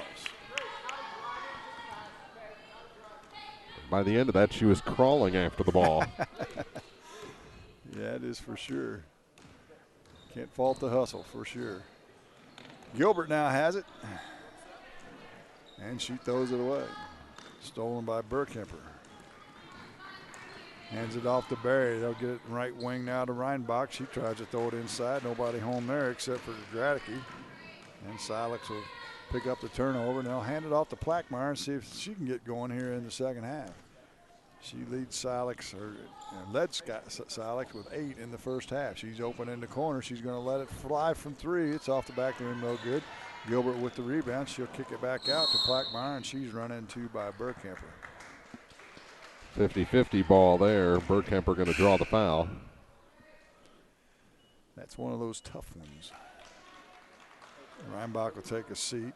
Ford will return for the Lady Warriors. Owls have it with 4 minutes to play here in the third. Left wing to Kenyon. Kenyon skip pass underneath the Gradicke. Nice catch. She can't get it to go though. Kind of lost her footing a little bit and couldn't quite get it up over the rim. And if I would have tried that, I would have turned an ankle for sure. Barry's wild shots off the mark. Bauer with the rebound, but she brought it down to her waist and had it stolen away by Kenyon, one of the smaller guards. Silex will walk it back into the front court. They get it in the high post to Gradicke to Plackmeyer. Her shot up off the glass. Good. Count the bucket and the foul. Lexi Plackmeyer in a crowd. Forced that one up and got it to crawl over the rim. Puts her into double-digit scoring, 10 points. Foul is on Burkemper, her 4th. 3:27 to go here in the third quarter. A 2-point game, 24-22, and Lexi can make it 1 from the line. Burkemper will take a seat. Clopton a 2-point lead down the hall, 20-18. Free throw by Plackmeyer is good. And Silex has been good from the free throw line tonight. They just haven't got to shoot very many of them. Take the ball to the basket, make them foul you. 5 team fouls to 1 right now. Winfield with the 5. Reinbach now tries to force it inside. They'll kick it left wing. 3-ball away by Bosley. It's off the mark, no good. Gradicke with the rebound for the Owls, so they can take the lead with a bucket here with 3 minutes to play in the third. Coach O'Haron urging Silex to win every battle for a rebound. Plackmeyer on the right corner. She'll drive baseline, stops and pops from 15. No good. Goes and gets her own rebound. But she was tied up as she tried to shoot it by Parr, but it goes out of bounds off of Winfield. Gradicke will throw it in right side of the paint. Coach Timothy Smith just looked down his bench and said, come on, I need somebody to get a rebound. He's going to make a substitution. But on the inbounds, they get it to Plackmeyer. She forces that one up and in as well, similar to the last one, only on the opposite side of the basket. And she'll get another chance for the old-fashioned three-point play. Reinbach will return. Bauer will take a seat. Foul was on Parr, her first. Lexi Plackmeyer, the junior, drains another free throw. She's a good-looking player. She's got to stay in the game. Yep, that's been the major issue. Silex back on top by 2, 26-24, down to 2:40 to play in the third. Barry on the dribble now. Hands it off to Bosley as they work it around now to Parr, and she'll reverse pivot, and they're going to say it's a foul. Yeah, And that's going to be on Graticky. I thought they might be getting Plackmeyer for that one. It's like a root-row. But they don't, and Winfield has it underneath their own basket. On the inbounds, they get it to par. Now we've got a whistle and a foul. That's going to be on Plackmeyer. They call it on. Yep, they gave it the other way. Gwen Gilbert. Her first, but that'll send Winfield to the line. Elena Parr, her second trip to the line tonight. She'll get 2 shots. Hits them both. It's a tie game. 2:28 to play in the third. First one's in and out, no good. Not much of a rotation on that ball. Just that left hand a little bit, and that baby will spin like it should and go in. She'll get the second. It rattles in and falls. And that's a 1-point lead for the Lady Owls, 26-25. Plackmeyer's got some space on the right wing. Now she'll drive right baseline and finds the baseline, kicks it in the far corner to Kenyon. Her shot short, no good, and the rebound is loose as Graticky ended up on top of Reinbach. That's her second foul. The foul is on Reinbach, who had inside position, but she backed into Graticky. And there was so much torque on those two players when they let go. They both spun out of it. Right. Graticky's first free throw is no good. She'll get a second. 7th team foul on Winfield, so Silex shoots free throws the rest of the way in this game. Second one by Graticky is good, and the lead grows back to 2.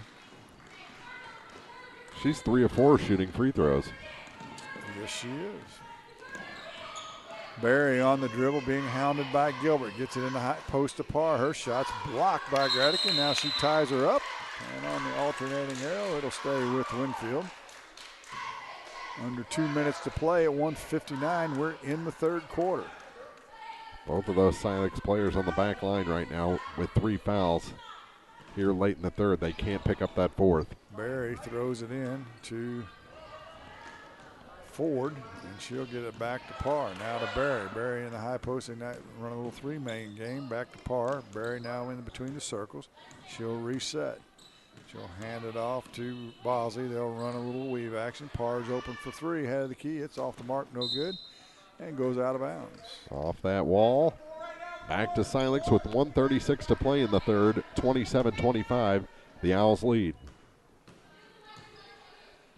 A little full court pressure this time by Winfield, and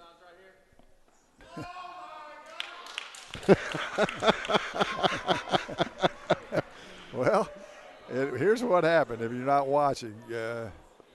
Plackmeyer was on the dribble and got tripped up by Reinbach, slid out of bounds, and they called it out of bounds on Silex. And one Silex fan was very vocal. Because there was silence in the gym. Yeah. Now the ball's loose on the floor. We've got some chaos going now as Gilbert's going to jump in the last minute. And she says, oh, that's on me, if you can read lips. And that's her third personal.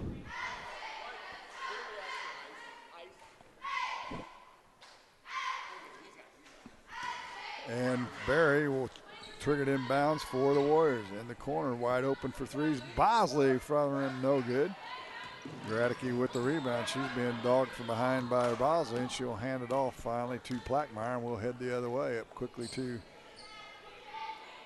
Hall. Hall pulls up from 16. That's way off the mark. It was a pass. A lob, I guess, looking for the dunk, huh? Over the top. Nobody home. But since the Owls maintain possession, Gilbert has it on the right wing. Now gets it in the corner. They get it down in the post to Graticky. Nice power move to the hole by her against Bauer. That'll be Bauer's 4th. Bucket does not go, but Graticky will go back to the line, and she'll get 2 shots. 47 ticks to play in the third. Silex still up by 2. Trailed by 4 at half. Graticky rattles in the first. She'll get a second as Burkemper will come in. Bauer will take a seat with that 4th foul. 28-25. Clopton now with a 4-point lead over Ellsbury. Gratitude drains another one. All but 2 little points in the second half from the charity stripe. And the lead grows to 4, biggest in the second half. They led by as many as 8 in the first half. They get it inside, but they're going to say Barry traveled and she kicked it out to the post area, or to the corner. And the turnover gives it back to Silex. I think we're at a very important point in this game. If Silex can put this up by 6 or 8 at the end of the quarter, I think it's going to be an easy ride for him in the fourth. Nice reverse pivot that time by Hall. She caught it on the block. She scores, and you're exactly right. The lead is now 6 at 31-25. Winfield needs a bucket. Parr inside the arc. Left side now to Barry. Barry tries to penetrate, but she'll get it to Burkhammer. She'll shoot it from 15. It's no good. Plackmeyer with the rebound. She's got 10. She takes a peek at the clock. She knows she's going to go up, and no good. And we've got a blocking foul on Burkhammer, and that is her 5th.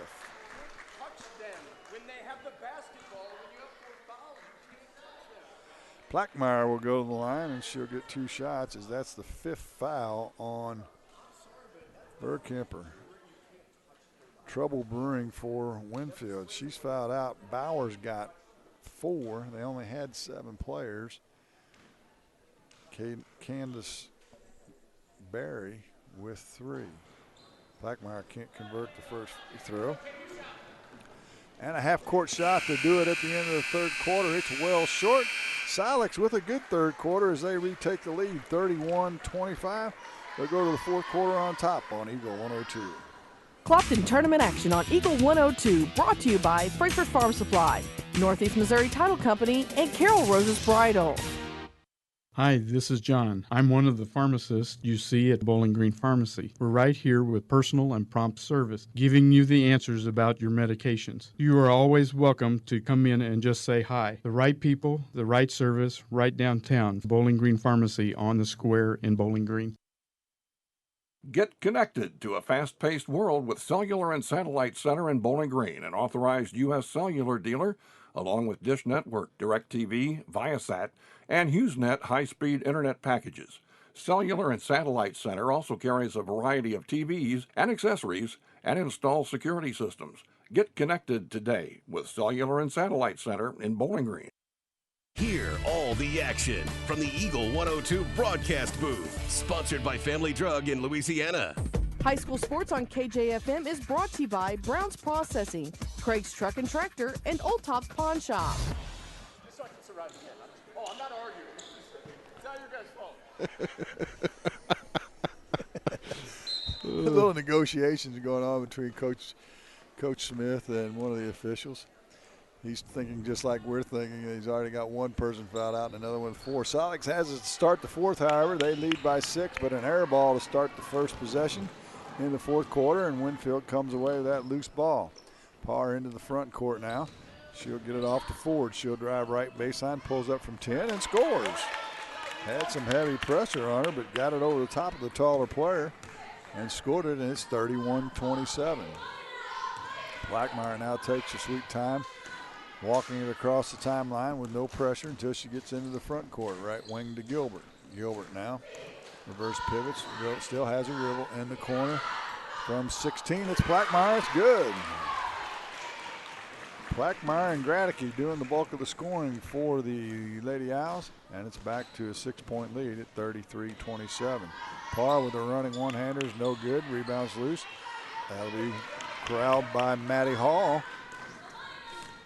Bucket here will make things a little more challenging and urgent for the Winfield Lady Warriors. Let's see if the Owls can start putting a nail in the coffin. They get it inside to Gratitude. She does a reverse pivot as well and scores. And the lead up to 8 now all of a sudden. And Winfield needs a bucket in the worst way. Barry penetrates into the paint, drops it off to Bauer. Her shot's off the mark, no good. Hall with the rebound for the Owls. She'll hand it off to Plackmeyer, and Coach O'Hearn says, slow her down. They're content to play under control here in this second half, and it's worked out to perfection so far. Plackmeyer fires it from the other corner. It's good. That's a 3.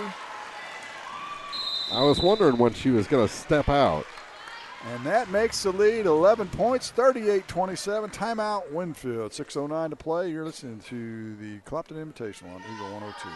Coverage of the Clopton Invitational Tournament on Eagle 102 is brought to you by Hayden's Motorsports, Craig Bowen CPA, and Rawls County Insurance. Bank from anywhere with Bank of Louisiana's new Freedom Checking account. No minimum balance, no monthly fees, and free access to all of their mobile and online banking services.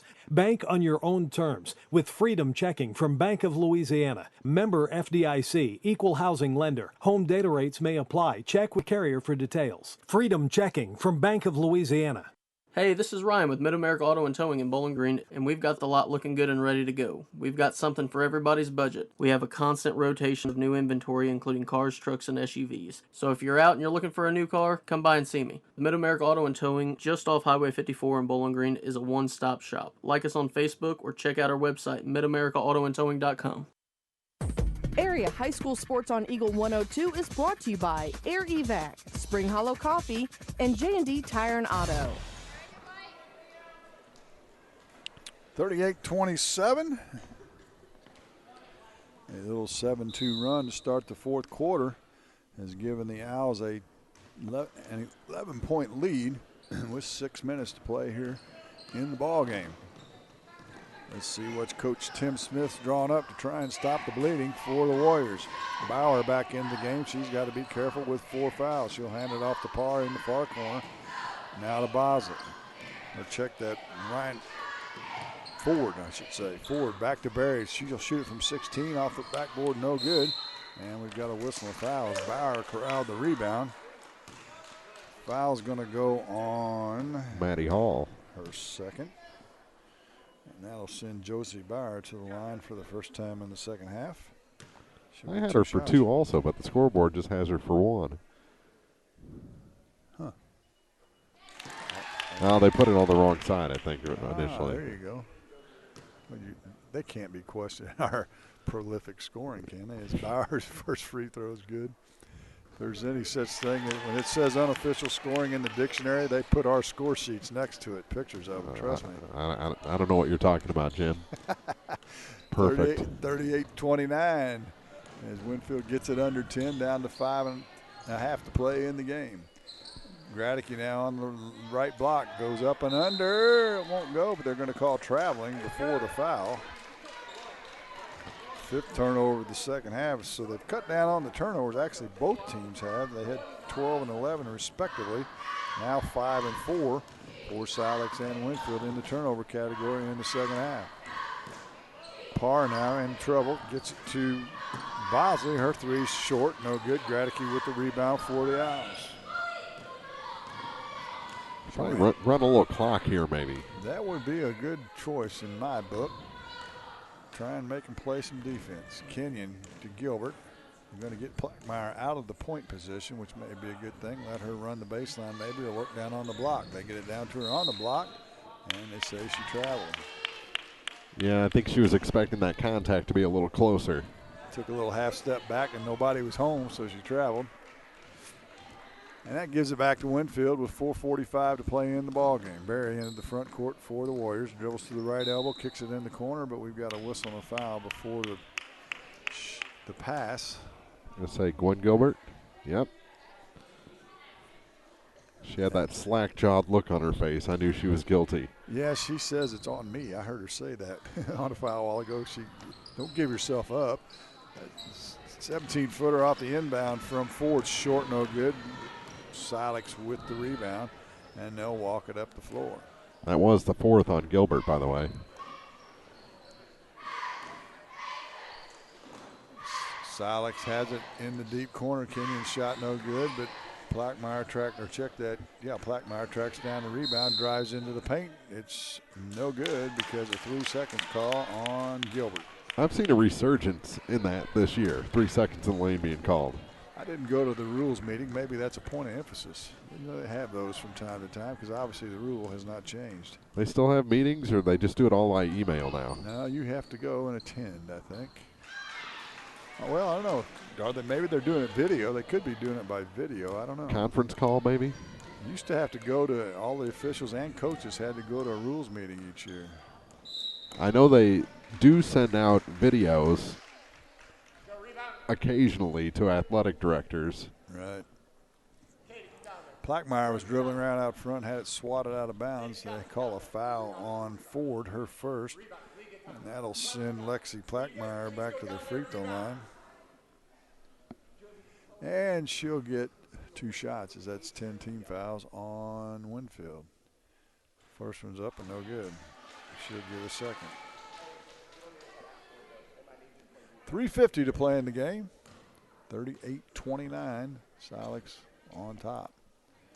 Second free throw is good. Make it a 10-point game. Can the Owls hang on? Berry dribbles to the left elbow, gets into the paint. Her running one-hander's up and good. Candace Berry got 6.5, 10 for the game for the Lady Warriors. Gilbert now into the front court for the Owls, gives it to Plackmeyer. Now she tries to throw it to Plackmeyer. It's too tall for her. Goes out of bounds. 7th turnover will give it back to Winfield. Up over Plackmeyer, over the cheerleaders, over the railing, and we have a timeout on the floor. Winfield wants to chat. We'll step aside as well. 39-31. Owls lead it. 3:26 to play. You're listening to Clopton Invitational on Eagle 102. Clopton tournament action on Eagle 102, brought to you by Center Locker Service, Bouquet Florist, and Pepsi Refreshment Services. When you support a locally owned pharmacy, you're contributing to the growth of the community. The dollars you spend stay right here to support our local community. Family Drug is your locally owned pharmacy, and their pharmacists have a personal commitment to their communities because just like you, they support their community. Family Drug, locally owned and hometown proud on Georgia Street in Louisiana. Broadcasting from the Family Drug booth, it's the Eagle 102 Game of the Week. Area High School Sports on Eagle 102 is brought to you by Cellular and Satellite Center, the Mercantile Bank, and Bowling Green Tractor. Out of the timeout, Winfield has the ball, trailing by 8. Ford over in the far corner. In trouble, gets it to Bosley, now to Parr. She'll shoot the 3, rims in and out. Rebound to Hall. She nearly stepped on the inline, but she'll get it off to Plackmeyer, and she'll walk it up the floor with exactly 3 minutes to play in the ball game. Clopton stretched that lead to 5 over Ellsbury in the Dale Miller Gymnasium. The entry pass is deflected out of bounds by Reinbach, so the Owls will have it on the score table side of their bench, and we've got a whistle, an illegal pick. That's going to go against Hall, I believe. That is 3 on Maddie. So the Winfield Warriors will get it back with a chance to cut into the 8-point lead. Time is on Silex's side at this point. Get it into the post area. That's Reinbach. She turns it over. Gilbert with the steal. Barry's going to catch it from behind, though, and swat it out of bounds. Still a lost opportunity for Winfield offensively, trailing by 8. 16th turnover of the game for the Warriors. 2:43 to play in regulation. Gilbert gets it inbounds to Plackmeyer, and she shoots an easy layup. But that's a nice inbounds play there for the Lady Owls. And a needed basket to get the lead back to 10. Barry in the front court and hands it off to Ford. Ford now to Barry on the far corner. Skip pass out to Parr, head of the key. She'll pull up for 3 from the rim. No good. Rebounds loose. Plackmeyer will come away with it. I think they're going to play straight up man now, get out of that zone finally, will the Warriors. There's Kenyon on the far sideline. In the corner to Plackmeyer. She's got a pick from Kinsey, fires a 3. Bingo! Not Kinsey from Gradicky, but the long 3 by Lexi Plackmeyer, and that may be the nail in the coffin for the Winfield Warriors as the lead is 13, although Barry drives and slashes right down through the paint and scores again to cut it back to 11 at 44-33. Down to 148. Winfield's got to get up here and extend the floor some. They're sitting back and waiting. And Plackmeyer's more than happy to award 10 seconds off the clock every time. And we've got the whistle and a timeout on the floor. 44-33. Silex leads it. 1:37 to play. You're listening to Clopton Invitational on Eagle 102. Area High School Sports on Eagle 102 is brought to you by Community State Bank of Missouri, Family Drug, and Pike County Health Department Home Health and Hospice. The Mercantile Bank in Louisiana says now's the time to sign up for online banking and bill pay. With online banking, you can bank day or night from your home, office, or anywhere with internet access. Check account balances, view checks, and much more. Stop in today to learn more at the Mercantile Bank, downtown Louisiana. Your hometown bank, member FDIC, and equal housing lender. If you are in the market for a car, whether you're looking for a new or used vehicle, make sure you visit Bowling Green Chevrolet, just off Highway 61 at the South Bowling Green exit. Once you get there, you'll see why Bowling Green Chevrolet is the #1 dealership in the area. Check it out for yourself, Bowling Green Chevrolet, where you'll always feel at home. Coverage of the Clopton Invitational Tournament on Eagle 102 is brought to you by Bowling Green Ready Mix, Eolia Landscape Supply, and Alicia Koenig, RE/MAX Realty Agent. 44-33, Silex leads it. They have the ball after the timeout. Plackmeyer has it. Gets it into the front court, dribbles to the right wing. Winfield in a man-to-man defense. Kenyon may have got away with a carry there. Now to Gilbert. Looks like Silex going to try and run over the clock. There's a whistle and a foul. That'll go on Reinbach, her third. And we'll shoot 2 free throws on the Silex end from here on out. And Gwen Gilbert will be the recipient of those 2 free throws here with 1:24 to play in the ball game. First one's front of the rim, no good. She'll get a second. Gwen looking for her first point tonight. Played a lot of minutes, done some good things. Second one's on its way, off the mark as well. Rebound by Kenyon. Her shot's up and good. Chloe Kenyon with her first bucket of the second half. She's got 4 in the game. And the lead grows to 13, which is the biggest of the game for the Lady Owls. Down to 1:11 to play. Par from 16. It's off the mark, no good. Bauer with the offensive rebound. Put back up and good. Josie Bauer with a nice offensive rebound and put back. We're under a minute to play. Lead is 11. Plackmeyer across the timeline now for the Owls. Still on the dribble, not heavy pressure at all. She'll dribble to the right wing now. Now gets it to Kenyon. Kenyon got away with a double dribble. I guess they're going to call that a muff. Now Gilbert has it.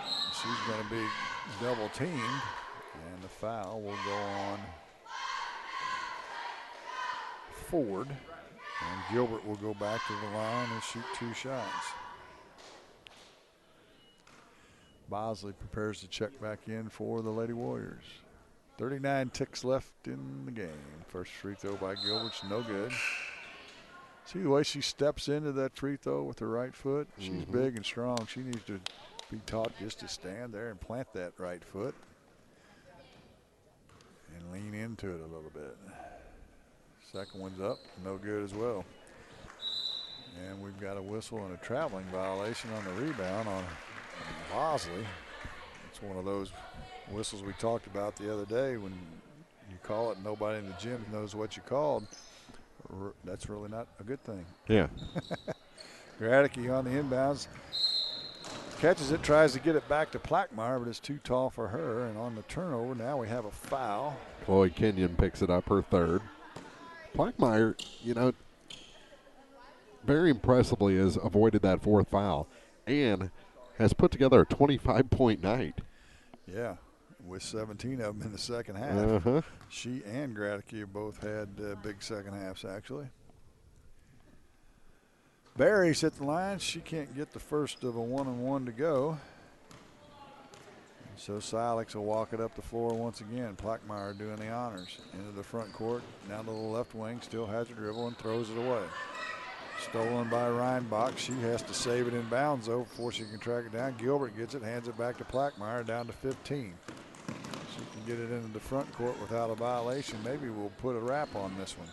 Still has her dribble now into the front court. Still dribbles down to 3, down to 2. They're going to let her dribble it out, and that's going to do it for the game. Your final score, the Silex Lady Owls 46, Winfield Lady Warriors 35. The postgame show is next on Eagle 102. You've been listening to the Eagle 102 Game of the Week. The post-game show, sponsored by Abel's Quick Shops, is coming up next. Abel's Quick Shops introduces the new Shell Fuel Rewards credit cards, now with even more ways to save with 2 great reward programs. Choose the Shell Fuel Rewards card or the Shell Fuel Rewards MasterCard and save 10 cents per gallon up to 20 gallons every fill-up, plus rebates on non-fuel purchases. Sign up at shell.us/get rewards from Abel's Quick Shops. We're just down the road. Bowling Green Tractor wants to change the way you think about yard work with their Ego 56-volt ARC lithium battery-powered lawnmowers, weed eaters, blowers, trimmers, and chainsaws. At Bowling Green Tractor, you can walk in and see for yourself just how easy these products are to handle. Bowling Green Tractor, your home for Ego. Power beyond belief. It's good to aim high, and sports can help children reach their goals. Join Pike County Mutual Insurance in Bowling Green and Farm Mutual Insurance in supporting local athletes. Be sure to catch all the action this sports season. Pike County Mutual Insurance salutes young local athletes and wishes them well.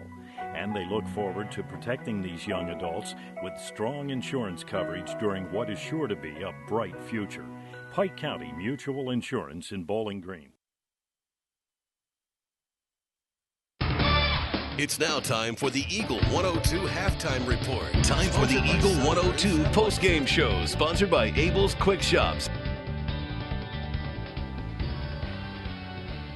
Final in this one, 46-35. Silex over Winfield down the hall. Clopton now has a 10-point lead on Ellsbury in the fourth, 29-19. So another low-scoring game between those two teams. But Clopton looks like they're finally starting to pull away. And that's kind of what we talked about here during our halftime show. They tried to do that. And last game, actually, not only did Clopton pull away, they pressed on the gas pedal and won by about 30. Looks like it's going to be a little closer than that tonight, but they're going to come out of there with a victory, it would seem. Back here, Silex struggled a little bit in the second quarter after leading 12-10. Let Winfield take the lead at half by 4, but then they outscored Winfield 30-15 in the second half to win this one by 11. They led by as many as 13 in the game. Let's take a look at their scoring. Big night for Lexi Plackmeyer. She had 25. Sarah Gradicke with 13, 4 each for Maddie Hall and Chloe Kenyon. The Owls were 10 for 17 from the free throw line. 20 turnovers. That's something they need to work on. That's the youth there. That's exactly right. And they play lots of young players for sure. For the Lady Warriors from Winfield, they're led by Cadence Barry with 12, 7 for Josie Bauer, 6 for Grace Reinbach, 5 each for Elena Parr and Leanne Ford. 10 of 18 from the free throw line. They turned it over 17 times. They actually led by as many as 6 in the second half. And then when Silex finally found their footing in that second half, they were able to stretch it out and get out of here with a win. Yep, when Plackmeyer stopped putting tallies in the foul column and started putting them in the point column, that's when things really changed both for her and Sarah Gradicke in this one. So a good second half for the Owls and something they can hang their hat on now going into the consolation game. Absolutely. And, you know, Lexi Plackmeyer, a junior, one of the upperclassmen, trying to show these underclassmen how to do it. And, boy, 17 points in the second half would certainly do that. Well, we'll take a quick timeout here and set the bracket for championship night and for tomorrow's men's semifinals when we return on the Abel's Quick Shop postgame show. Abel's Quick Shops introduces the new Shell Fuel Rewards credit cards, now with even more ways to save with 2 great reward programs. Choose the Shell Fuel Rewards card or the Shell Fuel Rewards MasterCard and save 10 cents per gallon up to 20 gallons every fill-up, plus rebates on non-fuel purchases. Sign up at shell.us/get rewards from Abel's Quick Shops. We're just down the road. Hi folks, my name is Cody Kirkendall. See Mike's Tire and Service Center in Bowling Green for all your automotive and tire needs. Mike's features 24-hour tire service, and when it's time to replace those tires, Mike's has great deals on several brands ensuring they have the perfect tire for your vehicle. Mike's Tire and Service Center additionally offers alignments, tune-ups, oil changes, struts, state and DOT inspections. Mike's Tire and Service Center, Business 61 North in Bowling Green.